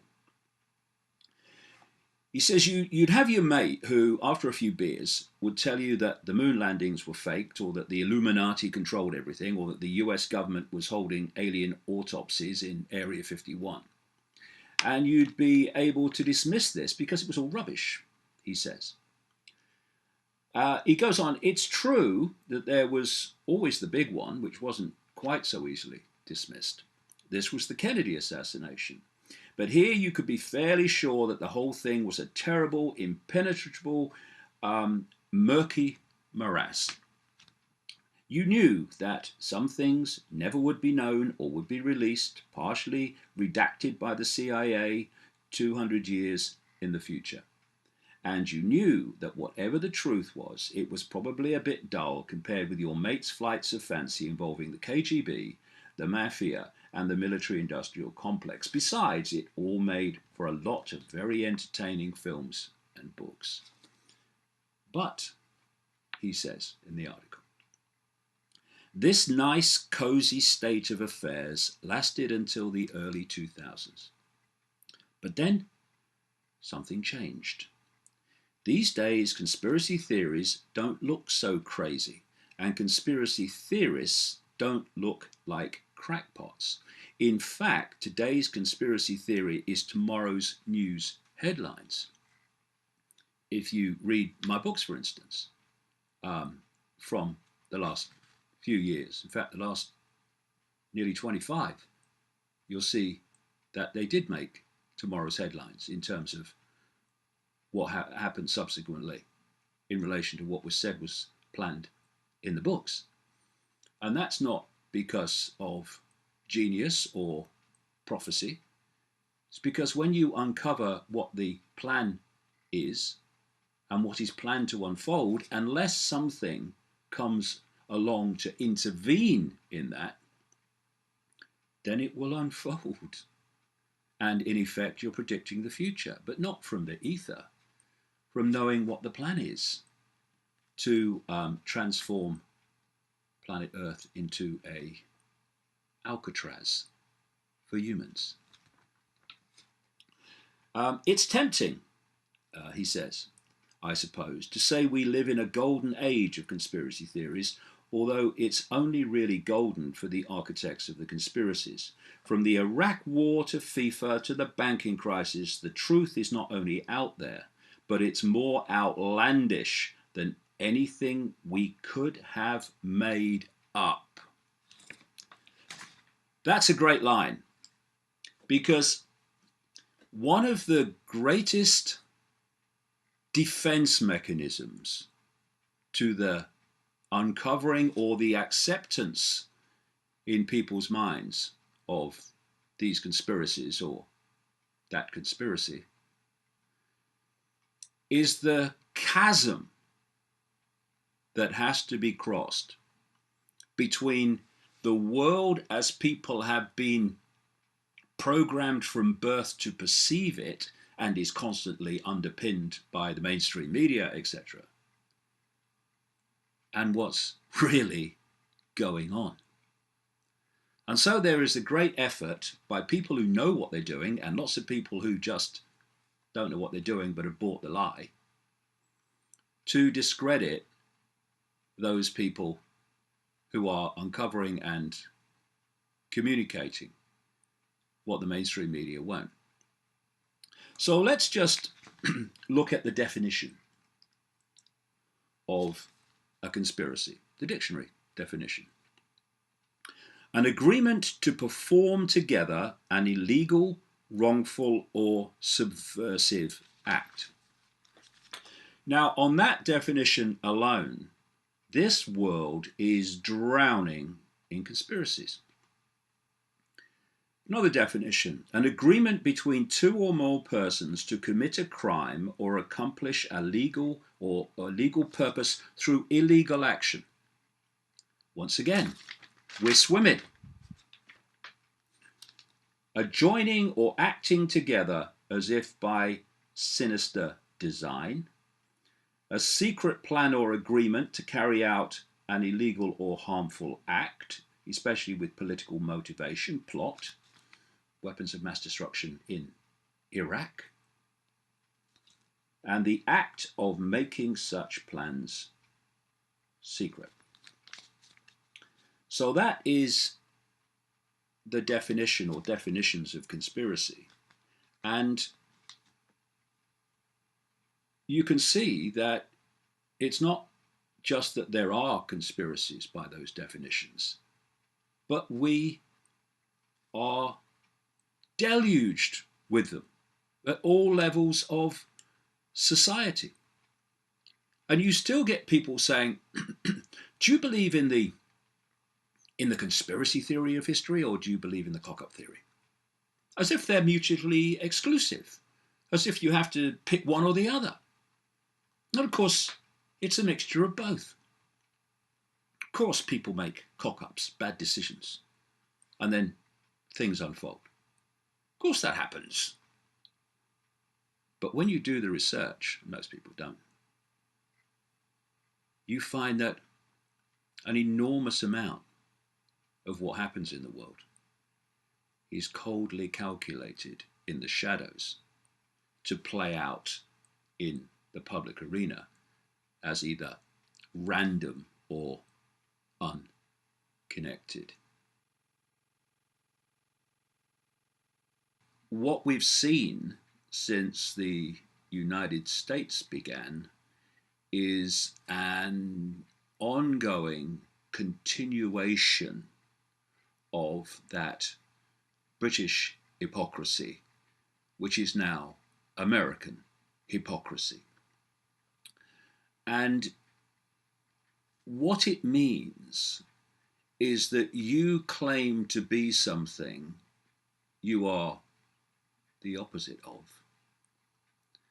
and that you try to justify invasions and attacks and sanctions on others for doing often a fraction of what you do as a matter of course. And there's a story I saw this week which kind of started this train of thought for this video cast. And the headline is, Ireland refuses to extradite man to US because prison system is too inhumane.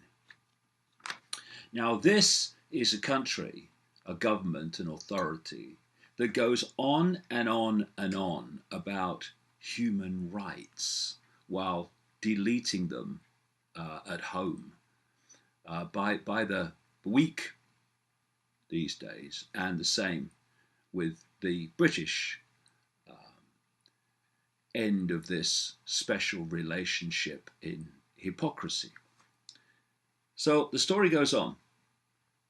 Throughout the world, the US prison system is often seen as inhumane and excessively large. In fact, America incarcerates more people than any other country in the world. It's the land of freedom, isn't it? Yeah. That's just for public consumption, mate.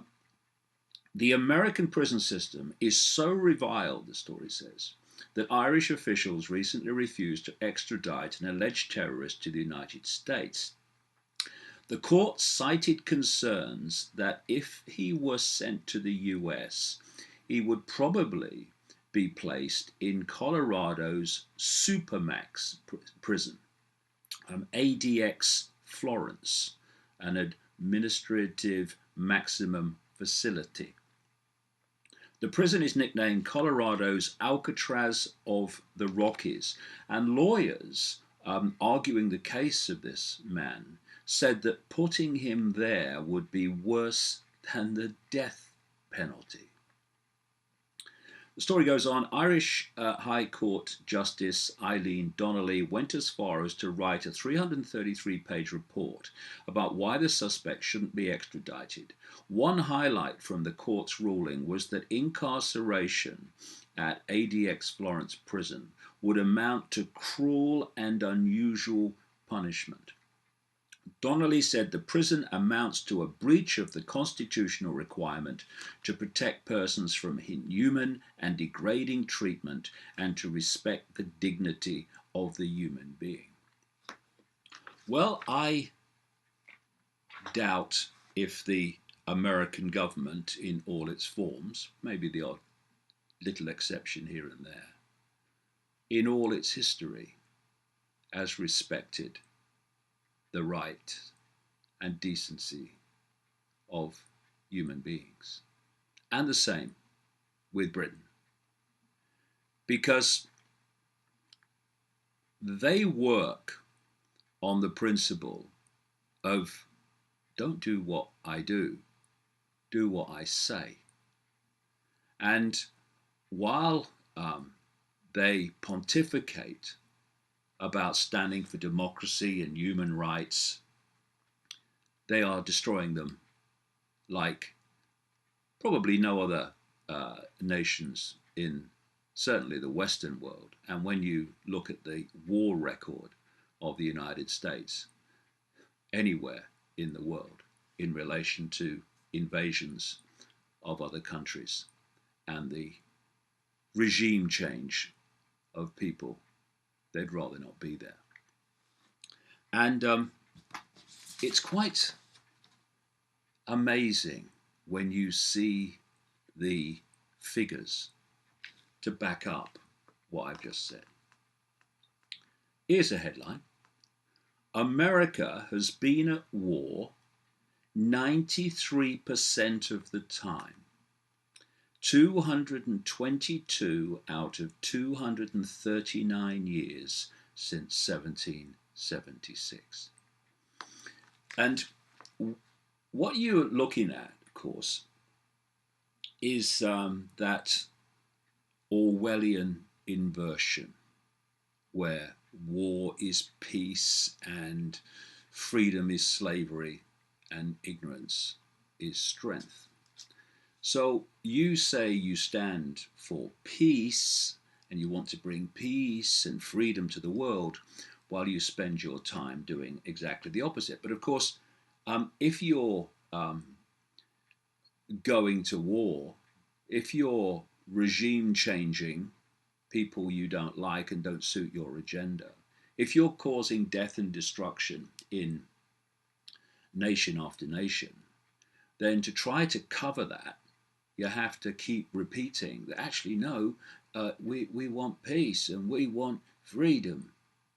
And here's some addition to those figures.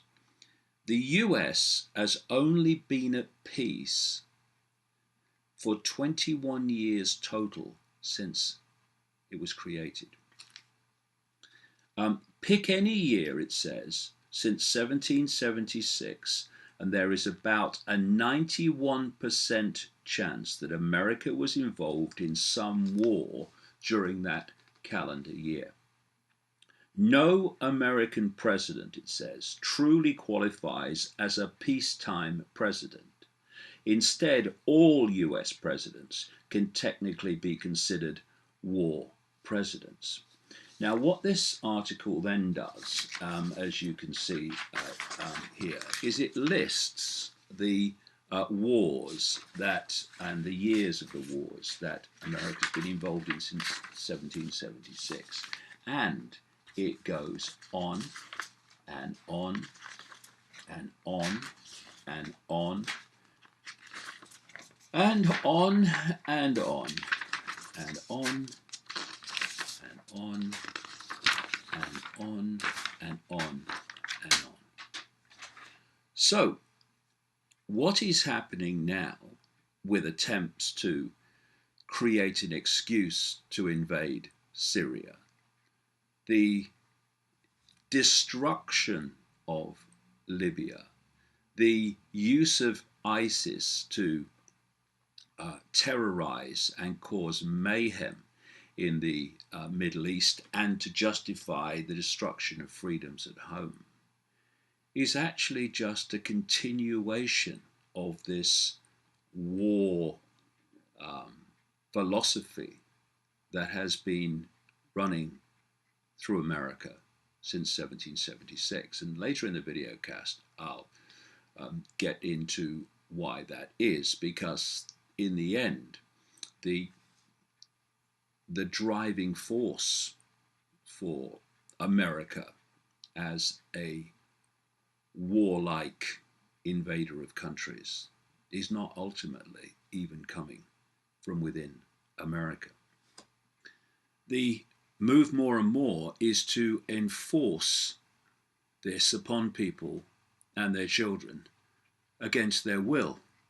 We've had cases where judges have decided that children will be given chemotherapy even though a parent doesn't want it, because they've taken the trouble to realize that chemotherapy is in effect state-sponsored murder. And so it's no surprise that what we're seeing coming out of America now, and this is a worldwide agenda, have no fear, that is coming out of America to enforce compulsory vaccinations. Now, what you have is different masks on the same system.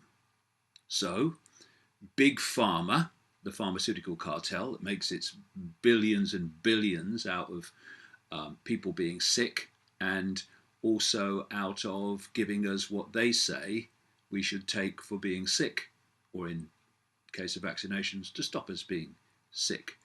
This is the same Big Pharma whose version of healthcare is the biggest killer in the United States. The same in many other countries as well. But if you take all the various aspects of mainstream medical treatment, doctors' mistakes, adverse drug, vaccine reactions, all these things put together that come under the heading of treatment, then the treatment is the biggest killer in the United States, above cancer, above heart disease, and so on. But big pharmaceutical, Big Pharma, is part of the system. It's a mask on the system. And doctors are merely an expression of that Big Pharma cartel. You try being a doctor and treating people outside of what Big Pharma deals with, which is basically the scalpel and the drug, and see what happens to you. And so, because Big Pharma, therefore the medical profession, say the treatment for cancer is radiation or chemotherapy, then when a parent and a child are before a judge because the parent doesn't want the child to be poisoned by this weed killer stuff they call chemotherapy, then the judge, who's another mask on the system, listens to and acts upon what the other mask on the system, the medical profession, i.e. Big Pharma, say should be the treatment. And therefore, what you've got is different aspects of the system dictating to people what they will and will not have done to their own bodies. And I'm going to get into the vaccine thing big time because of what's coming out systematically at the moment. But let's just deep breath and have a look at that. What is left of personal sovereignty? What is left of personal choice when a system of authority is telling you what you will and will not have put into your own body, and how your body will be treated when it has a problem? If we are looking for a foundation starting point for the very foundation of freedom, then surely it starts with what we choose, a word that's disappearing down the memory hole fast, that we choose to have put into our own body, and what we choose in terms of having our body treated. Surely that's the foundation. Well, what this video cast is all about, and I'm going to expand on it as we go along, is that basic freedom is now under threat, under attack, like never before.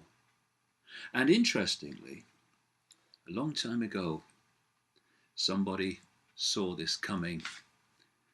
His name was Benjamin Rush. He was one of the signers of the Declaration of Independence in the United States. And he warned in 1787 that medical freedom needed to be included in the American Constitution, because he said without this protection,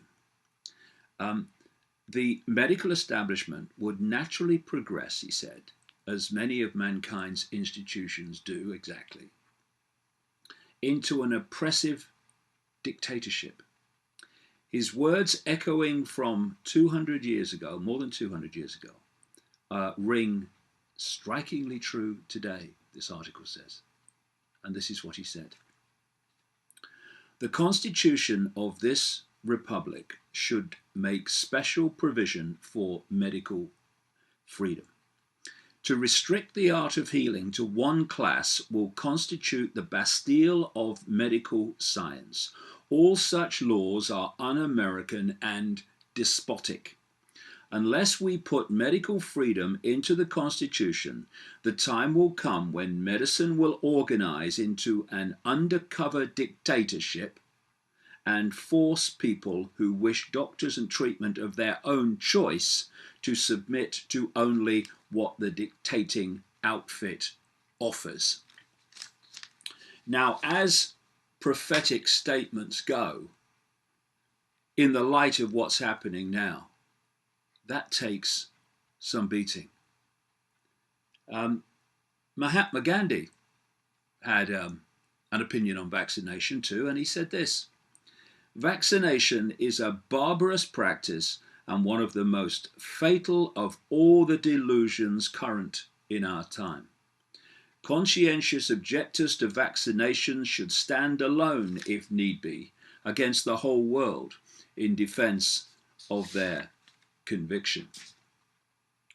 And if ever there was a time to start doing that, it's now, because of all that is unfolding, not least out of America, but it's happening worldwide.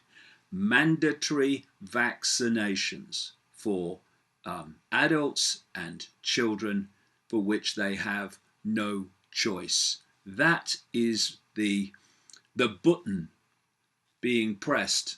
The button? The button. Depends on your accent, I suppose.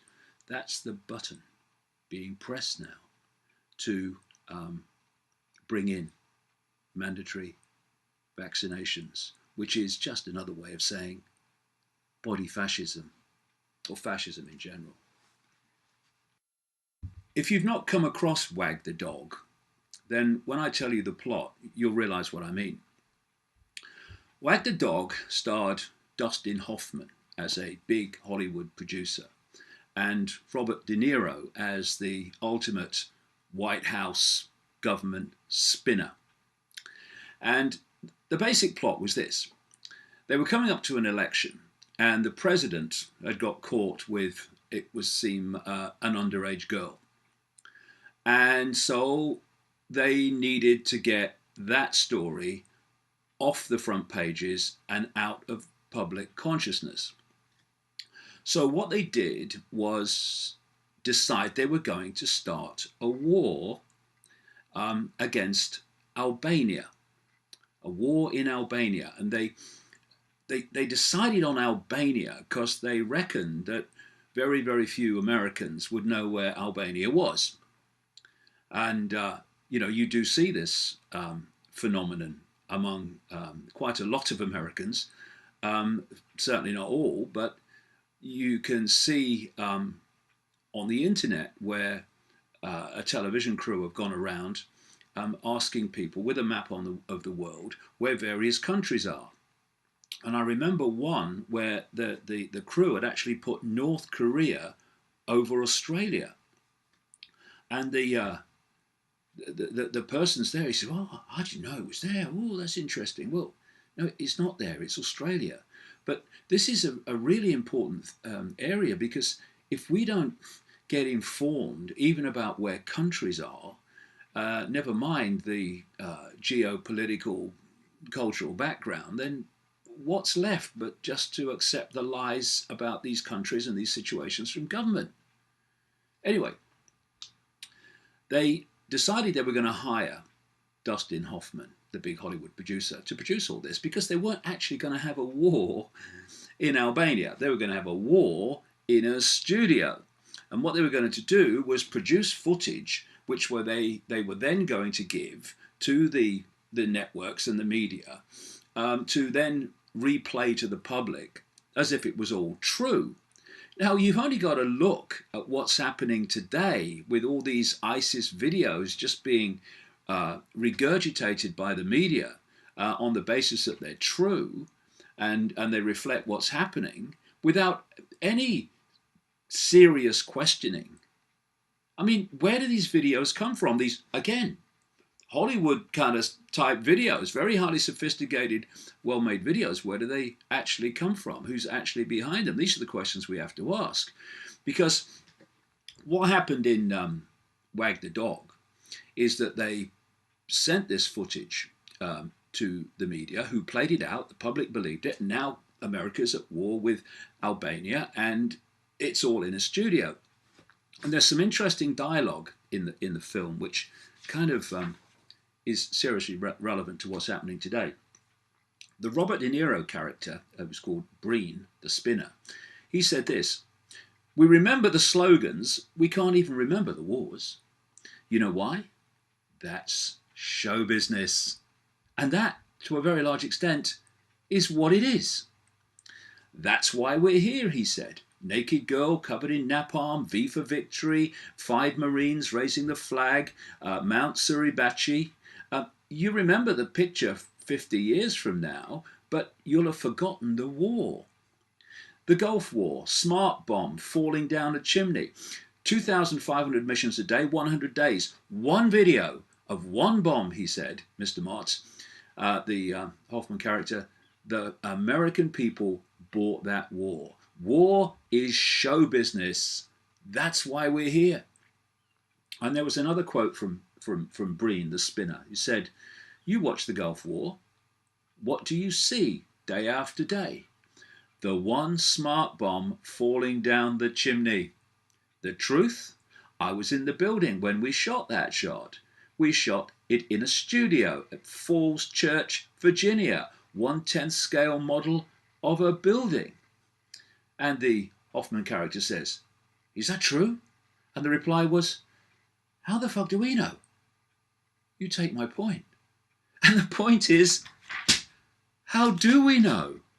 We're only just being told that that's what it is. And there's nothing more powerful, I've mentioned this before, there's nothing more powerful in manipulating perception than to show people some pictures and have a voiceover telling them what the pictures mean. If you watch pictures without voiceover, you can see things that you can't see if the voiceover is telling you what you're looking at. Very powerful. In Wag the Dog, not only did they make the war in a studio, they had a Willie Nelson character played by Willie Nelson. He made a war song. They had a what they call photogenic orphan to focus on, focus emotion on. I mean, just look at the wars that have been perpetuated around the world and see this recurring themes that Wag the Dog so brilliantly exposed. And then, when it started to die down a bit, and the media started to look back at the president and this scandal, and the war appeared to be ending, then they came up with this thing about this guy called Schumann. And Schumann was the story of a guy left behind in Albania.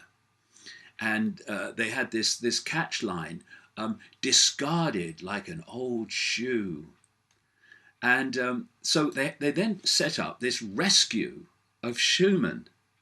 Am I describing things that have happened in not too distant past? They set up this rescue of Schumann, but Schumann turns out to be the guy they picked turns out to be a right, crazy.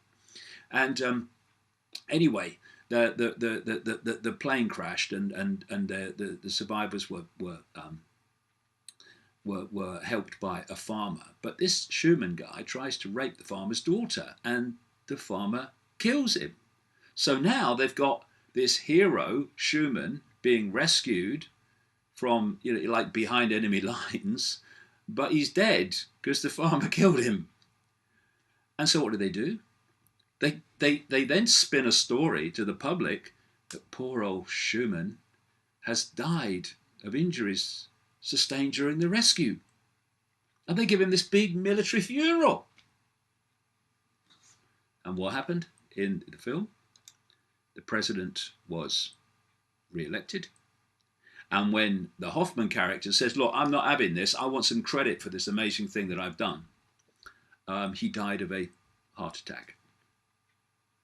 And that's why I say Wag the Dog is being remade night after night on the television news, called War Against ISIS and Russia is a Threat to the World. Physicality, the so-called solid world, is an illusion, and that basically it's holographic, illusory, physical. Of course, some people have looked at the evidence presented and seen that it stands up. Most other people have gone, Ike's a nutter, in the usual reflex action programmed nonsense. So I was interested this week to see a report in the mainstream media which was quoting scientists who work in the realm of quantum physics as saying that we only see this world that we think is so real when we're looking at it. And this is the report. The headline is, "Your entire life is an illusion. New test backs up theory that the world doesn't exist until we look at it." I've heard that somewhere before.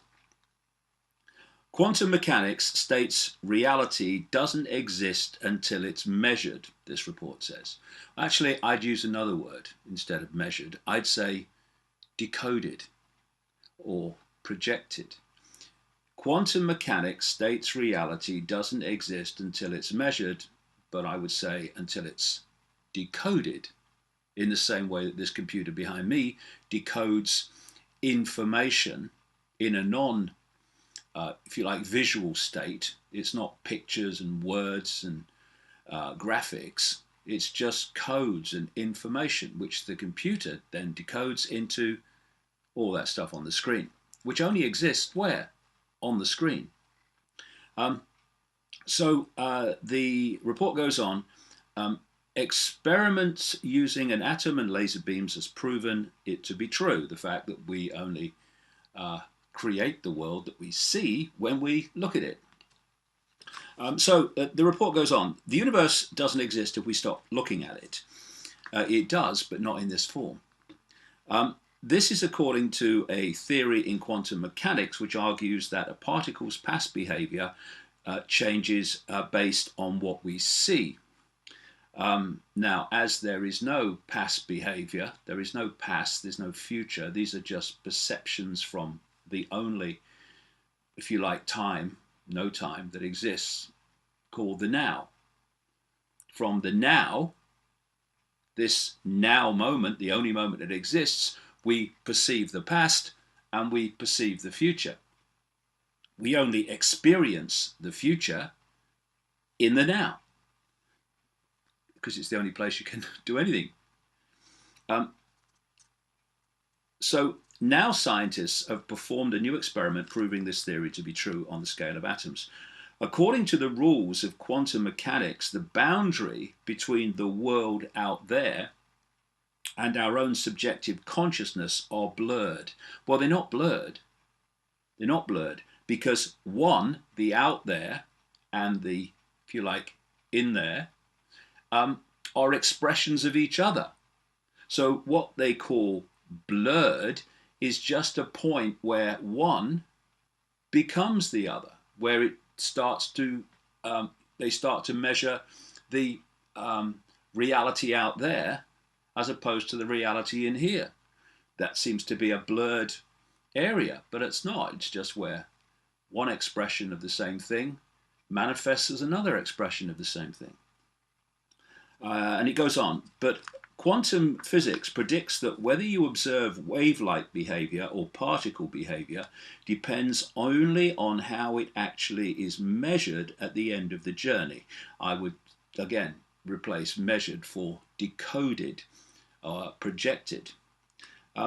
It proves that measurement is everything. Decoding is everything. At the quantum level, reality does not exist if you are not looking at it, said Associate Professor Andrew Truscott. Reality does not exist if you're not decoding it. That's what I suggest is the real situation that we're facing here. So, this news story was basically thrown away. Just little thing. You know, the front pages are dominated by politics or celebrity or scandal. Things like this, looking at the very nature of the reality that we're experiencing, are like down there, if they get in at all. And that says so much about the world. Because this whole area, this whole arena of the nature of reality and how it is created, how it is manifested, and therefore how we can play with it and change it, is surely the most fundamental of all fundamentals, because from that everything comes. But how rarely it's talked about, how rarely it's even considered, not least in the mainstream media.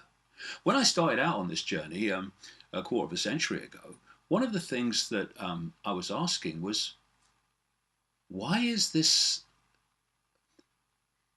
all this about the nature of reality? Why is it not taught in the schools? Why is it not in the media? It's so fundamental to life and how we live it and how we perceive it. And 25 years later, in fact, long before 25 years later, it became very clear that we don't see this at the forefront of the media, the forefront of education, the very basics of reality and how we create it. Because those in the shadows that are driving the direction of human society don't want us to know. Because if we realized that this world is an illusion and that we have the power to impact and decide what kind of illusion we experience, then everything changes. Instead of the power being out there as it's perceived, oh, those people in power, what they're doing now, it comes here, comes to us as we dictate our reality by imprinting our desired reality upon the illusory experience that we call daily life. So when you think about politics, politics is founded, and the laws that are passed and the decisions that are made are all founded on the idea that this world is solid, that this world is, if you like, real in the sense and way that we experience it. And thus, as I said in the perception deception, if your fundamental perception, your fundamental premise from which you're coming from in terms of politics, in terms of science, in terms of education, in terms of medicine, is fundamentally flawed, then everything that comes from that, the laws you pass, the way you treat illness, the way you promote science, must all be fundamentally, again that word, fundamentally, the very basis of everything, flawed. And as I say in the perception deception, there is a simple law. Bollocks begets bollocks. And if your foundation, perception of everything from which you're coming from is bollocks, then everything that comes from that must be bollocks. I've just described why the world is as it is. You know, when you look at this over a longer period, what we're seeing with the Cameron governments as they are now is a progression. You know, it's presented to us as if we had Margaret Thatcher during the 1980s, and then after John Major, we had the years of Tony Blair, and he came in and did his thing, and then there was a bit of Gordon Brown after him, the same Labour Party as Blair, and then came the Cameron years, which are now unfortunately ongoing. But you can see it as individual, different people representing different parties doing their thing, and then someone else comes in and does their thing. You can see it like that, but I suggest it would be misleading to do so. What we're seeing is no matter which party is in power, same in America with the Democrats and the Republicans, same here with the Conservatives and the Labour Party. It doesn't matter who's in power, the same unfolding agenda, well, unfolds. So you look at the common themes of this progression. It's a greater and greater disparity between the richest in society, the tiny, tiny mega rich, and the, you know, even less than mega rich, and the poorest. That has gone on being progressed through all this period of this party coming in, that party coming in, and all that. And then you look at the big brother state with more and more controls, more and more surveillance, more and more surveillance of the most private data. And the same again in the United States and around the world. And so it's not really a Cameron government or a Blair government or a Thatcher government. These are masks on the same unfolding face that's in power, whoever is officially in the White House or in Downing Street. And so when people talk about vote for this party or vote for that party, what they're saying is vote for the same hidden hand that's behind all of them. And so just with Blair, or as with Blair, when he replaced the Conservative period dominated by Margaret Thatcher, nothing changed of fundamentals. Just went on. They called it a different name. More and more Big Brother, more and more disparity, like I say, between rich and poor. And you can get caught up in the political system, like myopia and elections. But if you take a step back, you could see this common theme. And the common theme is that we are incessantly moving, no matter who's in political power officially, towards this, what I call Hunger Games society, where the tiny, tiny few, the less than 1%, are owning the wealth of the world. I mean, we're nearly up to 1% owning nearly 50% of the wealth now, and that's not where it's supposed to end. And the rest, including those that think they're comfortable now and probably voted for Cameron, as a mass of poverty-stricken slaves of that less than 1%. And the status quo, that structure of the few, the very few, dictating to the very many, is designed to be imposed through a strata between them, which is known as the police state. When you look at the way that police forces around the world are more and more mirroring the military, not only in the way that they dress and the way that they're armed, but also in the way that they act. And so we are seeing this Hunger Games society unfolding before our eyes, with the police state and the systematic recruiting of psychopaths in uniform to carry out brutally and in total disregard for what we call law, decency, justice, fairness, carrying out the will of the few to impose their will upon the many. And at the same time, like I say, this massive gap goes on growing between the richest and the poorest.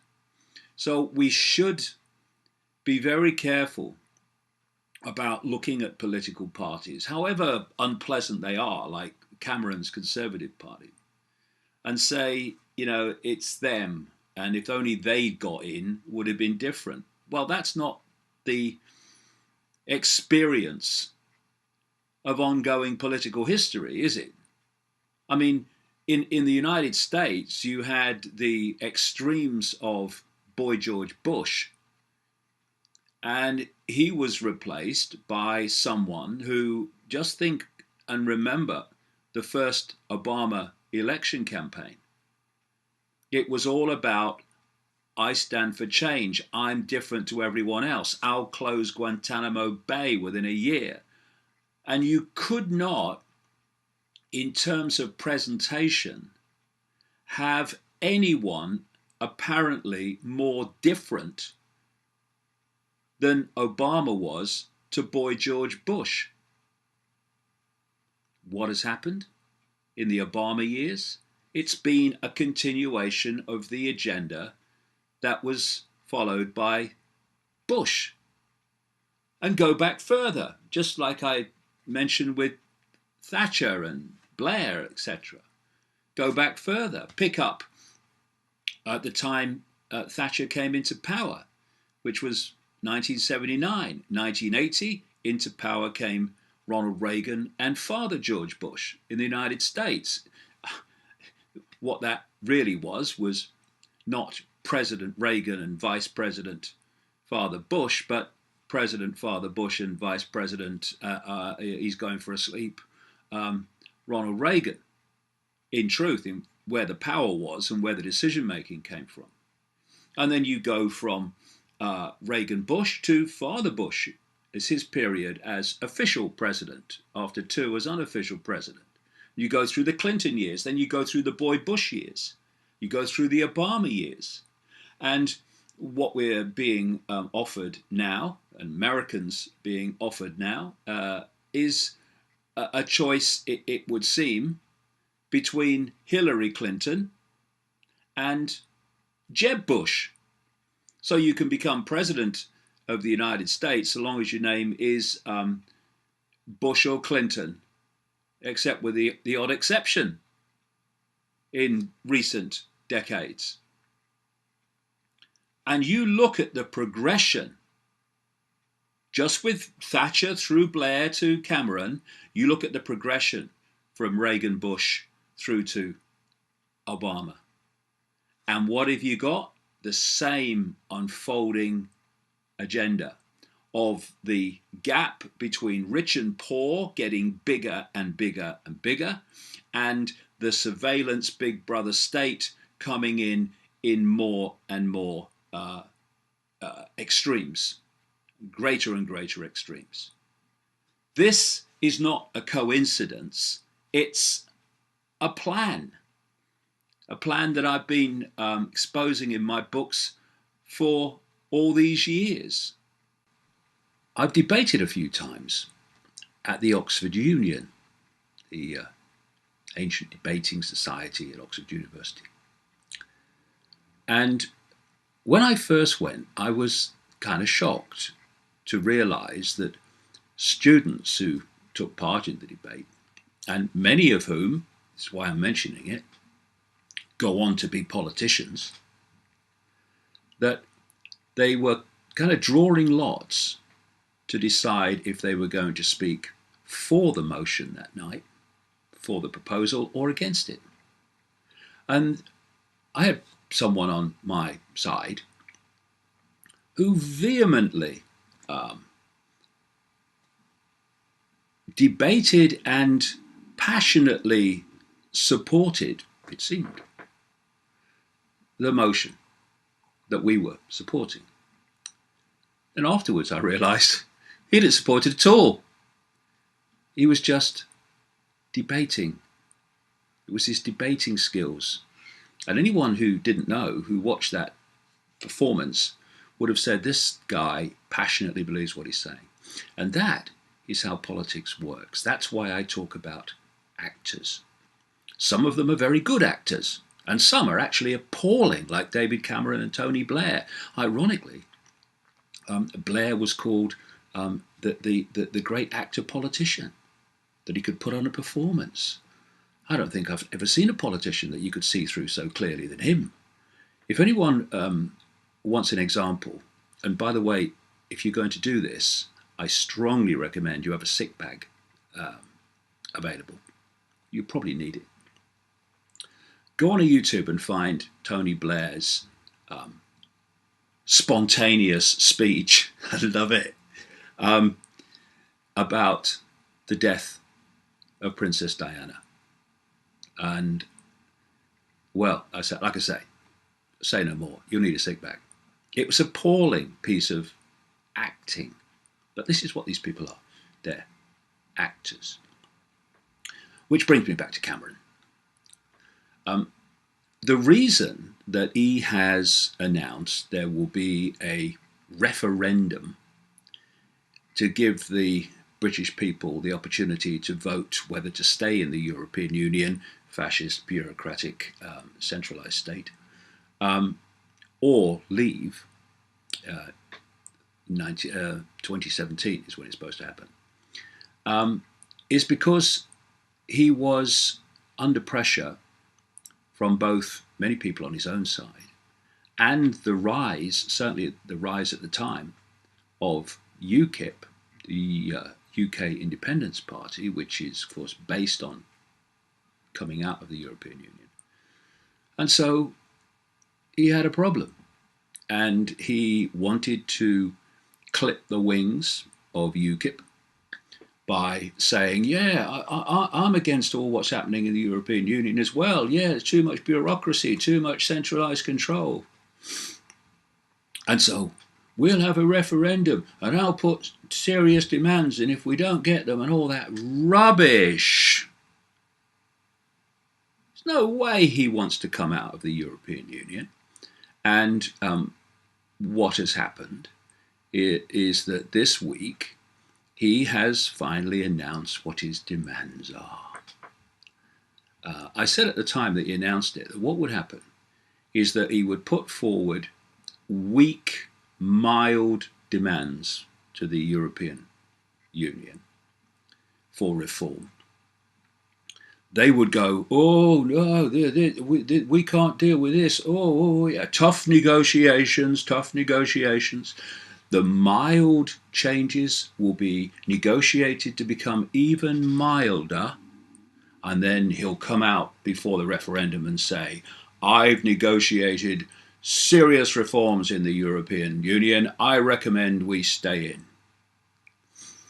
And that process is unfolding before our eyes. And it didn't take a genius to predict it, because anyone that looks at the story and knows the story knows that this is what's going on. The reason that there's no way he wants to come out is because he is a front man, like all these here today, gone tomorrow politicians. Some are knowing front men, others are puppet front men. Well, they're all puppets in the end, but some know they're puppets and some don't. Cameron's a puppet who knows. And the reason that they don't want to come out of the European Union is because that which is controlling them, that which has brought them to power, that which tells them what to do from the shadows, has the European Union as part of a massive global structure of centralized Orwellian fascist control. And this structure, which I've been writing about for more than 2 decades, well over 2 decades now, and it's coming to light and coming to pass all the time, is for there to be a world government which would dictate to everyone on the planet. That world government would control a world central bank, a world single currency that would just be electronic, not cash. This is why we're hurtling towards the cashless society. Oh, look, I can pay my bill on the phone, isn't it great? Yeah, I guess tyranny and slavery is great if you look at it like that. Anyway, single currency, electronic, not cash, world central bank, world army to impose the will of the world government. And that's what NATO is becoming. And I predicted that years ago, way back into the 90s. I said in my books, watch for NATO operating outside of its designated area of the North Atlantic region. And that is what has happened. It's now in the Middle East, it's all over the bloody place. And what we're seeing with NATO and the international community, the G20, the G8, G7, whatever number they pick this year, they are proxy world government, world armies in terms of NATO. And of course, when you look at the next level, under that structure of world government and all that, then you have the superstate regions that ultimately, eventually answer to the world government. And the European Union, of course, is the most obvious and the most advanced. But they want them in the Americas, they want them in the Australia, Far East area, they want them in the Middle East, they've got one in Africa with the African Union. And these are being largely created in the same way. They say, here's a free trade zone, it's good for jobs, good for the economy, and then they just, step by step, what I call the totalitarian tiptoe, they move towards more and more centralized control.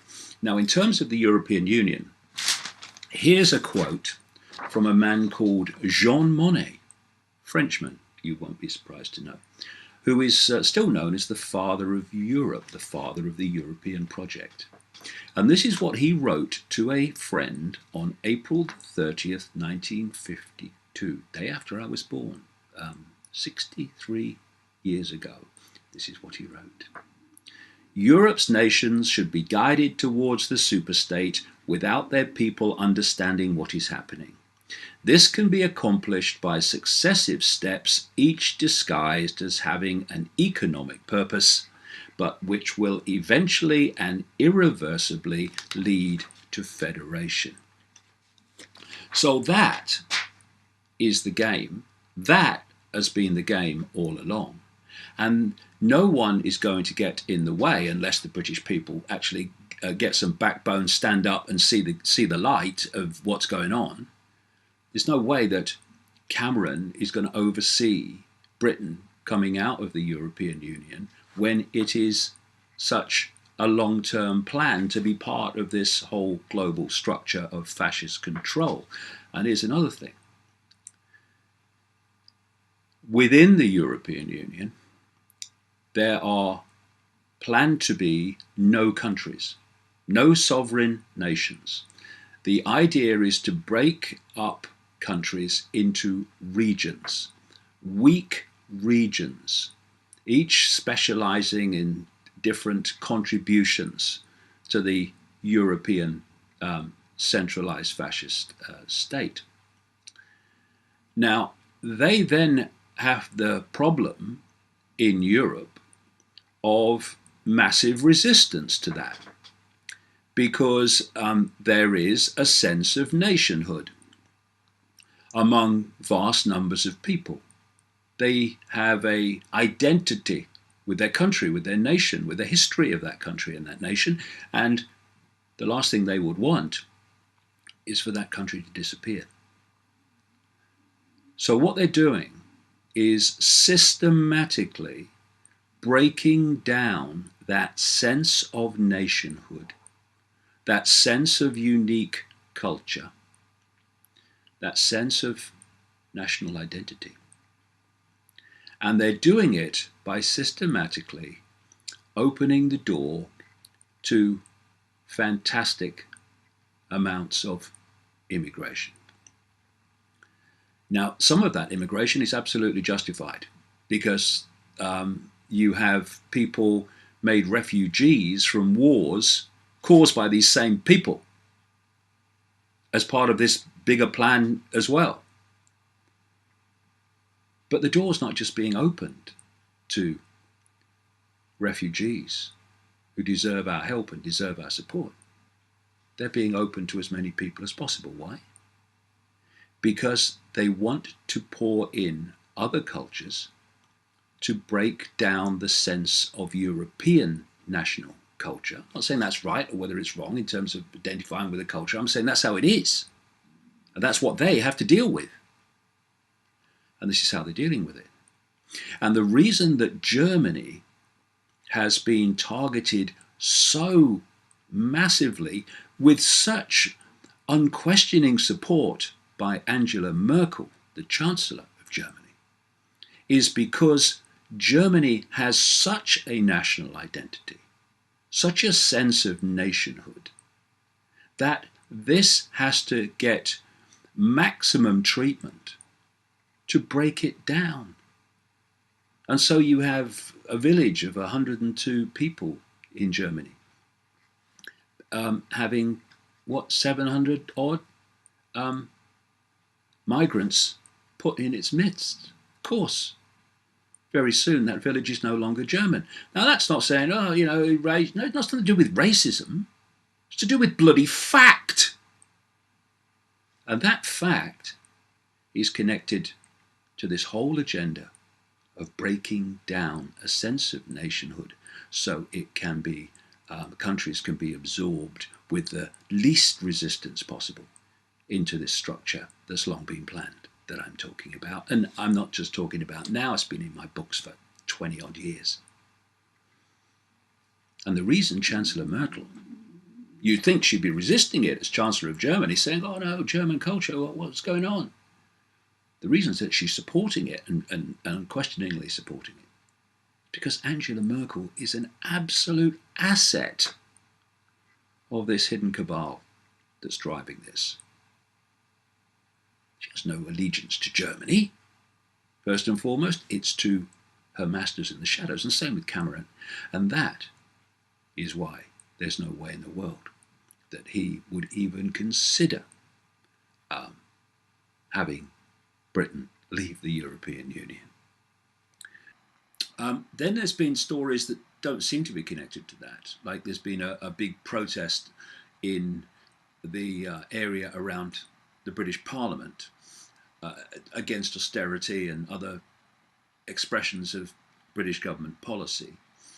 And we've had the commemoration of the big anniversary of the First World War with nearly 900,000 ceramic poppies produced and put together around the Tower of London. Now, what I'm going to do today is talk about all those things, but connect them up because they are very related if you go deep enough. And let's start with the American election. It still amazes me, given all the evidence of history and not least recent and modern times, that people still think that changing a party to run a government is actually going to change anything. Here's an article on the midterm elections in a British newspaper, Daily Mail. Obama humbled as US voters rise up against their arrogant elite. Crushing defeat for Democrats mirrors discontent in Britain. Well, this is how it goes. We have essentially two-party state. Most places have a two-party state in terms of anyone that can get into government, unless there's a coalition involved, as we have in Britain at the moment with the Liberal Democrats. So 2-3 parties, usually two, have any chance of forming a government. So given that to have any chance of getting into government, you have to be in one of the major parties who have the financial resources and the access to the media to get their people elected. It means this, that you vote for Party A in the American sense in the last few years, that's the Democrats of Obama.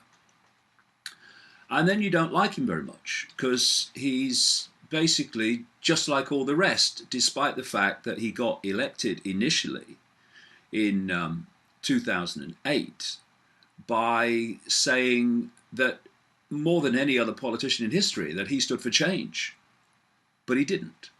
The reason they use this thing about change in elections is because of the way countries are run on behalf of an elite and not the people in general. It means that at any point in time, vast numbers of people are not happy with the status quo. So what these people come along and do is manipulate that and exploit that by saying, I stand for change, I'll bring about change. And people who don't like the status quo, which is vast numbers of people for the reasons I've explained, will go, yeah, oh, well, yeah, vote for you, yeah, change, that's what we need, change. And then what happens is, there's no change. There you go, that's the scam. Because what elections are about are not telling the public what they're going to do. They're telling the public what they need to tell the public, so the public in enough numbers will vote for them. And when you're voting electronically, as they do in America, maybe even that's not necessary anymore, but that they'll vote in enough numbers to put them into power. And when they put them into power, they then do what they were going to do anyway, which is invariably nothing like they said they would do. In Obama's case, these things have been blatant. So we have seamlessly gone from the extremes of Boy George Bush, the right, into a mirror, basically, of Bush, and that's the left of the Democrats. And when people in America who've sussed this call them the Republicrats, they are absolutely spot on. So this is an article written by a guy called Gavin Esler. He's a BBC presenter. And he says that the era of hope is over. Now, the era of hope never began because it was all a scam. It was all just window dressing to get the guy elected on this wave of optimism. And so that whole hope thing, I mean, what is hope? Hope is like sitting on a carousel horse, going round and round and round, hoping that you'll catch the one in front. Because hope is never now. Hope is a forward projection. And as long as we can be sold hope instead of change now, instead of decency now, then we'll go on taking this scam and saying, well, at least we hope it's going to get better now. It's not designed to get better. That's the idea. It's designed to go down the same unchanging agenda, no matter who's in power. And I'll explain how that's done as we go along in this video cast today. Esler goes on about how the election results for Obama were worse than the most pessimistic forecasts of his party's strategists, amounting to a comprehensive rejection of his governance. Well, like I say, when you are stuck with basically two parties, in America, absolutely two parties, then when you don't like one, the only alternative you've got to replacing them is the other. And here's the question. What if both of them, as they are, were controlled by the same force, the same network, the same cabal? You're just voting for masks on the same one face, masquerading as differences. And more people are beginning to see this, that no matter who you vote for, as they used to say when I was in America years ago, it doesn't matter who you vote for, the government still gets in. Actually, the secret government that people never see. And so when, people say, as I've been saying now for decades, what's the point in voting? You're just giving credence to a rigged system and credibility to a rigged system. People say, oh, you can't not vote. People fought for the vote. No, they didn't. They fought and campaigned for a vote that made a difference. That is not what we're talking about. We're talking about votes that make no difference because the whole system is rigged. And thus, the only way at an election, at the point of the ballot, that we can make a statement, this system's rigged, we're having nothing to do with it until it's not rigged, is not to vote. Because in doing so, you are giving your energy and giving credibility to a completely rigged system. There's a point in that? I don't see it. A so-called expert on the heavens and astronomy called Brian Cox, and he pointed out something that pointed out in my books, that the solar eclipse happens because the moon is 400 times smaller than the sun, and it's 400 times nearer to the Earth. And so that combination means that at the time of a solar eclipse, a total solar eclipse, the moon looks the same size as the sun from the Earth. And he said that, and then followed it by saying, but that's a complete coincidence. Well, it ain't. And I've gone into this, among much else, in The Perception Deception. The idea that that is a coincidence just betrays a total misunderstanding, I would suggest, and certainly an imprisonment of possibility that mainstream science is infested with. And mainstream science will never answer the great questions of life because it's looking in the wrong place. Indeed, it won't look in many places because it's outside of its field of official song sheet. And The other thing that I noticed when people were talking about their experience of the eclipse today is that they felt weird. They said it was a strange feeling. It was a strange atmosphere. And what is atmosphere? Atmosphere is energy. So when you're at a football match or a soccer match and there's a big excited crowd, people feel like the hair's standing on the back of their neck, and they feel this this energy. And what is that? That's an electromagnetic field generated by the excitement or the emotion of the crowd. So everything is energy, and everything is affected by energy, and energy is affected by everything. So if something really, really bad, really unpleasant happens in a house, for instance, you feel this when you go in some of these old mansions and old churches and old castles, maybe. You go in and you go, oh dear, I don't like this. Ooh, it's eerie. What is eerie? It's atmosphere. What is atmosphere? It's the impregnation on that energy of the nature of the experience that has happened there. And you get other people, they'll go into a room and think, oh, this place feels so joyous, so happy. And that's just another situation that impregnated itself upon that energy field, which then people feel. So when you are coming from that perspective and you look at Hollywood, it is the manipulation of global perception, and it uses very deep esoteric or satanic, more like, techniques and rituals to manipulate energy, to manipulate perception, and to manipulate the viewers of the movies. And you know, I've been all over the world, and Hollywood movies are everywhere. They are one of the great ways that people's perceptions of everything, historical events, whatever, can be manipulated to believe a fairy story instead of looking at what actually happened.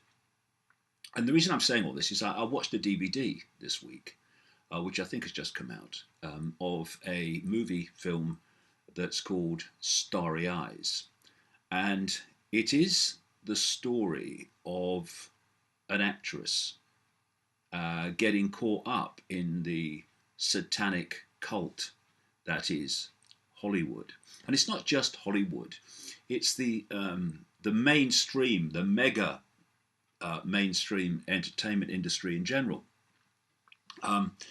because people don't become superstars by accident. Yes, sometimes it's pure talent, but rarely. It's what is behind you.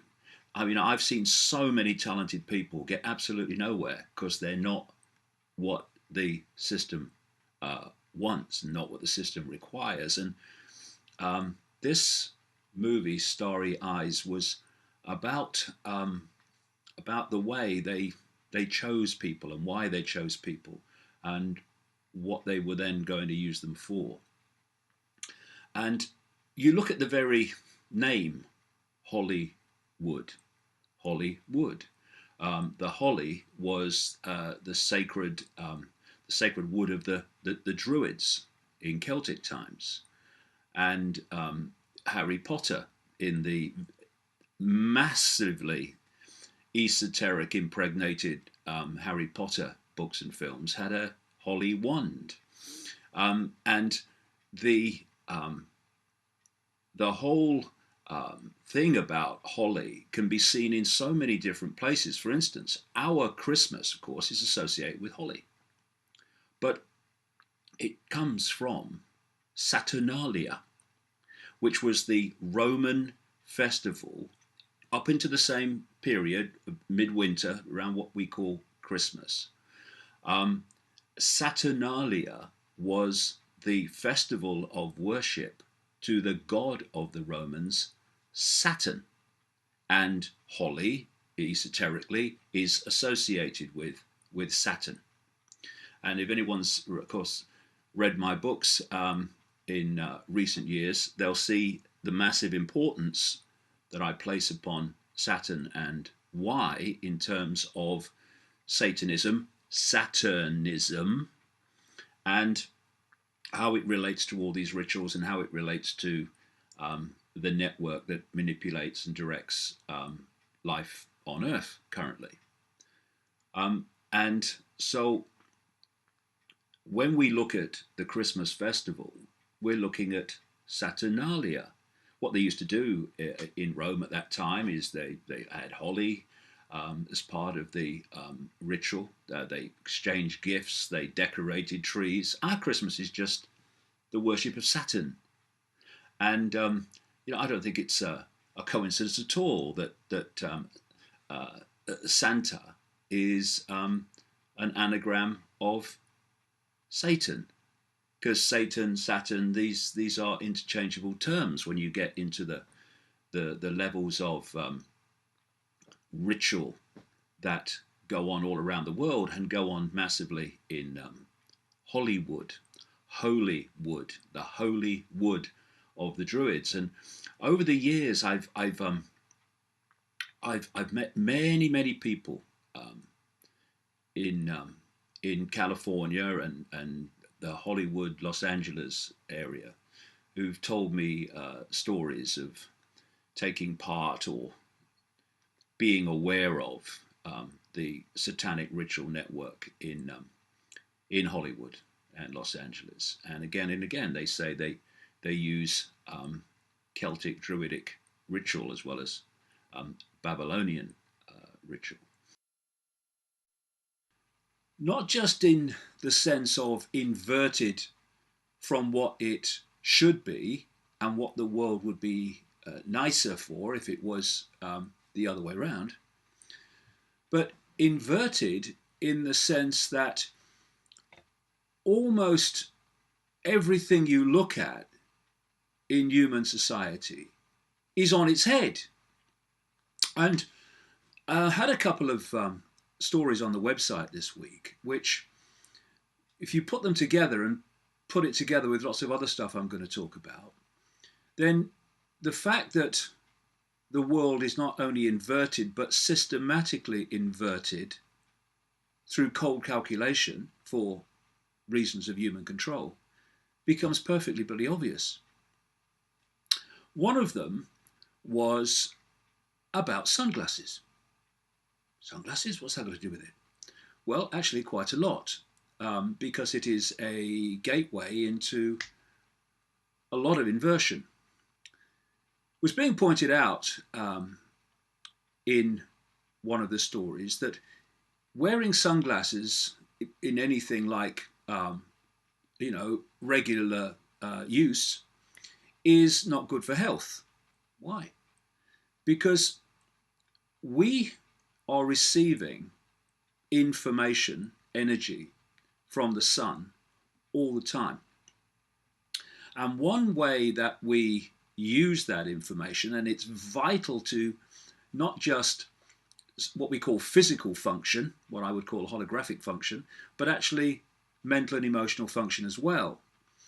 And it's the way that the pineal gland in the brain receives this information from the sun in the form of what we call light, and then transforms it into different electrochemical forms, which is then communicated through the body and is fundamental.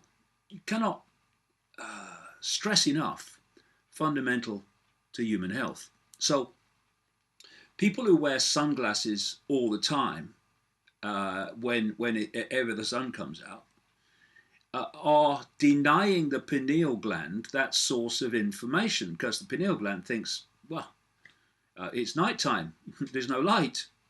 And so it acts and functions as if that's the case. And this takes me through to something else about inversion. And that is the way we are told, in effect now, to fear the sun and to fear cholesterol. And these are two classic inversions, as I will explain. First of all, we need the sun for enough vitamin D.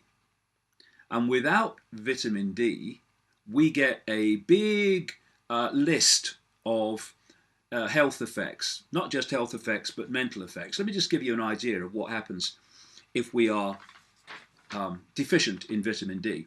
This comes from the Vitamin D Council, headed by a man called Dr. Jacob Cannell, MD, and he's listing here the consequences of insufficient vitamin D. Autoimmune diseases, cancer, chronic pain, diabetes, heart disease, hypertension, mental illness, including things like Alzheimer's, are affected by lack of vitamin D. Multiple sclerosis, muscle weakness and coordination, obesity, osteoarthritis. Vitamin D is also vital to brain function. It's vital to bone health. And according to various mainstream medical surveys, having low vitamin D gives you a 35% higher chance of heart disease, a 14% greater chance of cancer, and 2/3 of the population, it is said, are not getting enough vitamin D. Just to give you an idea about multiple sclerosis, the highest figures in America are in the north, where there's less sun, and the lowest figures are in the south, where of course there's lots of sun. Why? Vitamin D. Now this brings me to cholesterol inversion. What we're told now is, like the sun, that cholesterol is bad for us. Got to lower your cholesterol. Ooh, if you don't.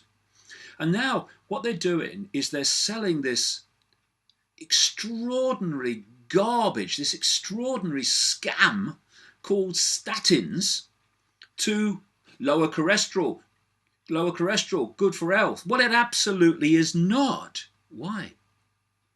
Because cholesterol just happens to be absolutely crucial in converting sunlight into vitamin D. So when you have very low cholesterol, or cholesterol lower than it should be, from the body's point of view, not Stone Age medicine, then you're not converting sunlight into vitamin D, and that's a whole, well, just listed them, of potential health and mental health effects of that. So it's all kind of an inversion. Everything's an inversion. So sun's, oh, bad for you. No, it's not. Cholesterol, bad for you. No, it's not. Not in the way they say, anyway. And it's essential, cholesterol. Never mind bad for you. And then they say, oh, but the sun gives you sun cancer. Well, you know one of the effects of sunlight through sunglasses, etc., not reaching the pineal gland in the quantity necessary, is it stops the production of substances in the skin which protect you from the sun. And there's another thing. Oh, no, the sun's dangerous. You got to put sunblock all over you. What does sunblock contain? Chemicals. And do you think that the explosion in the use of sunblock and sun chemicals in terms of protecting the body, the skin from the sun, as they're said, do you think the skin coming into contact with that deluge, often during the summer, of chemical cocktail will be good for its health?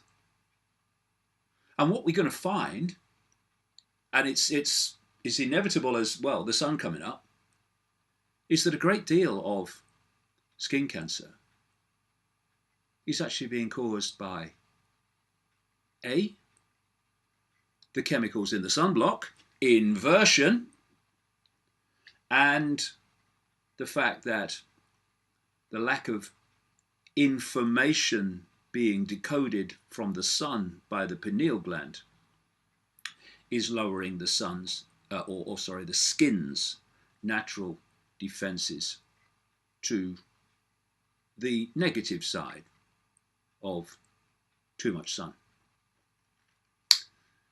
And so wherever you look, you see inversion. My great friend Mike Lambert at the Shen Clinic, just down the road from here on the Isle of Wight, who is a genius healer of decades of experience. He's been telling me for years and years and years and years and years, fat is not bad for you. It is absolutely necessary. At the same time, we've had the fear the sun version of fat, haven't we? Oh, you mustn't eat fat, it's bad for you, it'll give you heart trouble and all that. And as Mike has been pointing out all these years, fat doesn't make you fat. Carbohydrates make you fat. Carbohydrates start to change blood sugar levels, so there's this explosion of diabetes. Why? Because carbohydrates turn to a sugar called glucose in the body, and then the body has to deal with that tidal wave of sugar. Oh, I'm just having a bit of bread, mate, and a bit of pasta. It's not sugar. Yes, it is when it gets in the body, darling. And so now, after all these years of Mike telling me this, now mainstream doctors and studies are coming out and saying, oh, we told you fat was bad for you, but actually it's not. Bloody hell. Since I've been taking not, a break from work, but just taking it easier since I was ill over the last few weeks, coming out of it now. It gives you another perspective on what we call life. I've been writing about these subjects that I'm going to talk about for a long time, but the last few weeks has kind of brought it into greater focus. And I guess you could sum it up with a question: what's it all about? And another one: what are we doing? Because what, for most people, the vast majority, we call life, it's not life at all in the widest sense. It's a conveyor belt. It's a software program that we go through when we press start. That's what we call birth. And when we shut the computer down, that's what we call death. And what happens in the middle for most people, like I say, the vast majority, is not life, but a program, a sequence, a recurring sequence, which almost everyone around you is also going through, which gives the illusion that it's normal. It ain't normal. I remember an advertisement on British television some years ago. It obviously wasn't a great advertisement because I can't remember what it was for, but it was a brilliant concept. And what happened is this baby is born, comes out of the womb, and then flies through the air like a missile at great speed. And as it is going through the sequence, it ages faster and faster and faster until it becomes an old person, and then whoosh, smacks into the ground, and the ground covers it up in the grave. And that really struck me when I saw it, because I thought, okay, it might be going a bit faster, but that's what happens. And it's because we are going through programming from the moment we're born, actually, probably before we're born in the womb. We're picking it up. And what happens is, first of all, your parents that have been through the sequence that I'm going to describe, they are passing on the same sequence as if it's not only normal, but the right thing to do, almost the only thing to do. And this sequence goes like this. You're born, then you have a very, very short, increasingly short period of relative freedom. In this world, freedom is always relative. And that maybe lasts 3 years, if you're lucky. And then into the 4th year, maybe even before that, with preschool, you're into school. And suddenly, just that long after you've entered this world, there's an authority figure standing up in front of you, telling you what's right and what's wrong, what's good and what's bad, what's credible and not credible, and even down to when you can and cannot go to the toilet. And that already has triggered this lifelong programming of an authority figure, or figures, in the end an authority system, dictating our lives. But to do it without much resistance, it has to persuade us that this program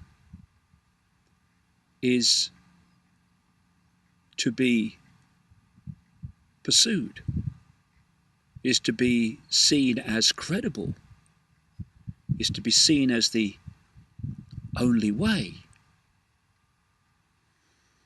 And I've sat around a table just before I spoke at the Oxford Union a few years ago with some young students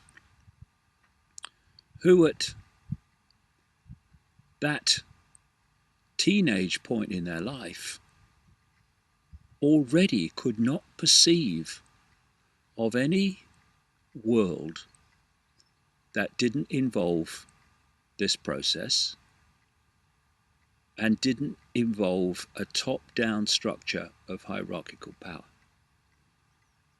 Talking of power, that's the power of the program to distort and download the perception of reality into the vast majority of people, certainly in the Western world,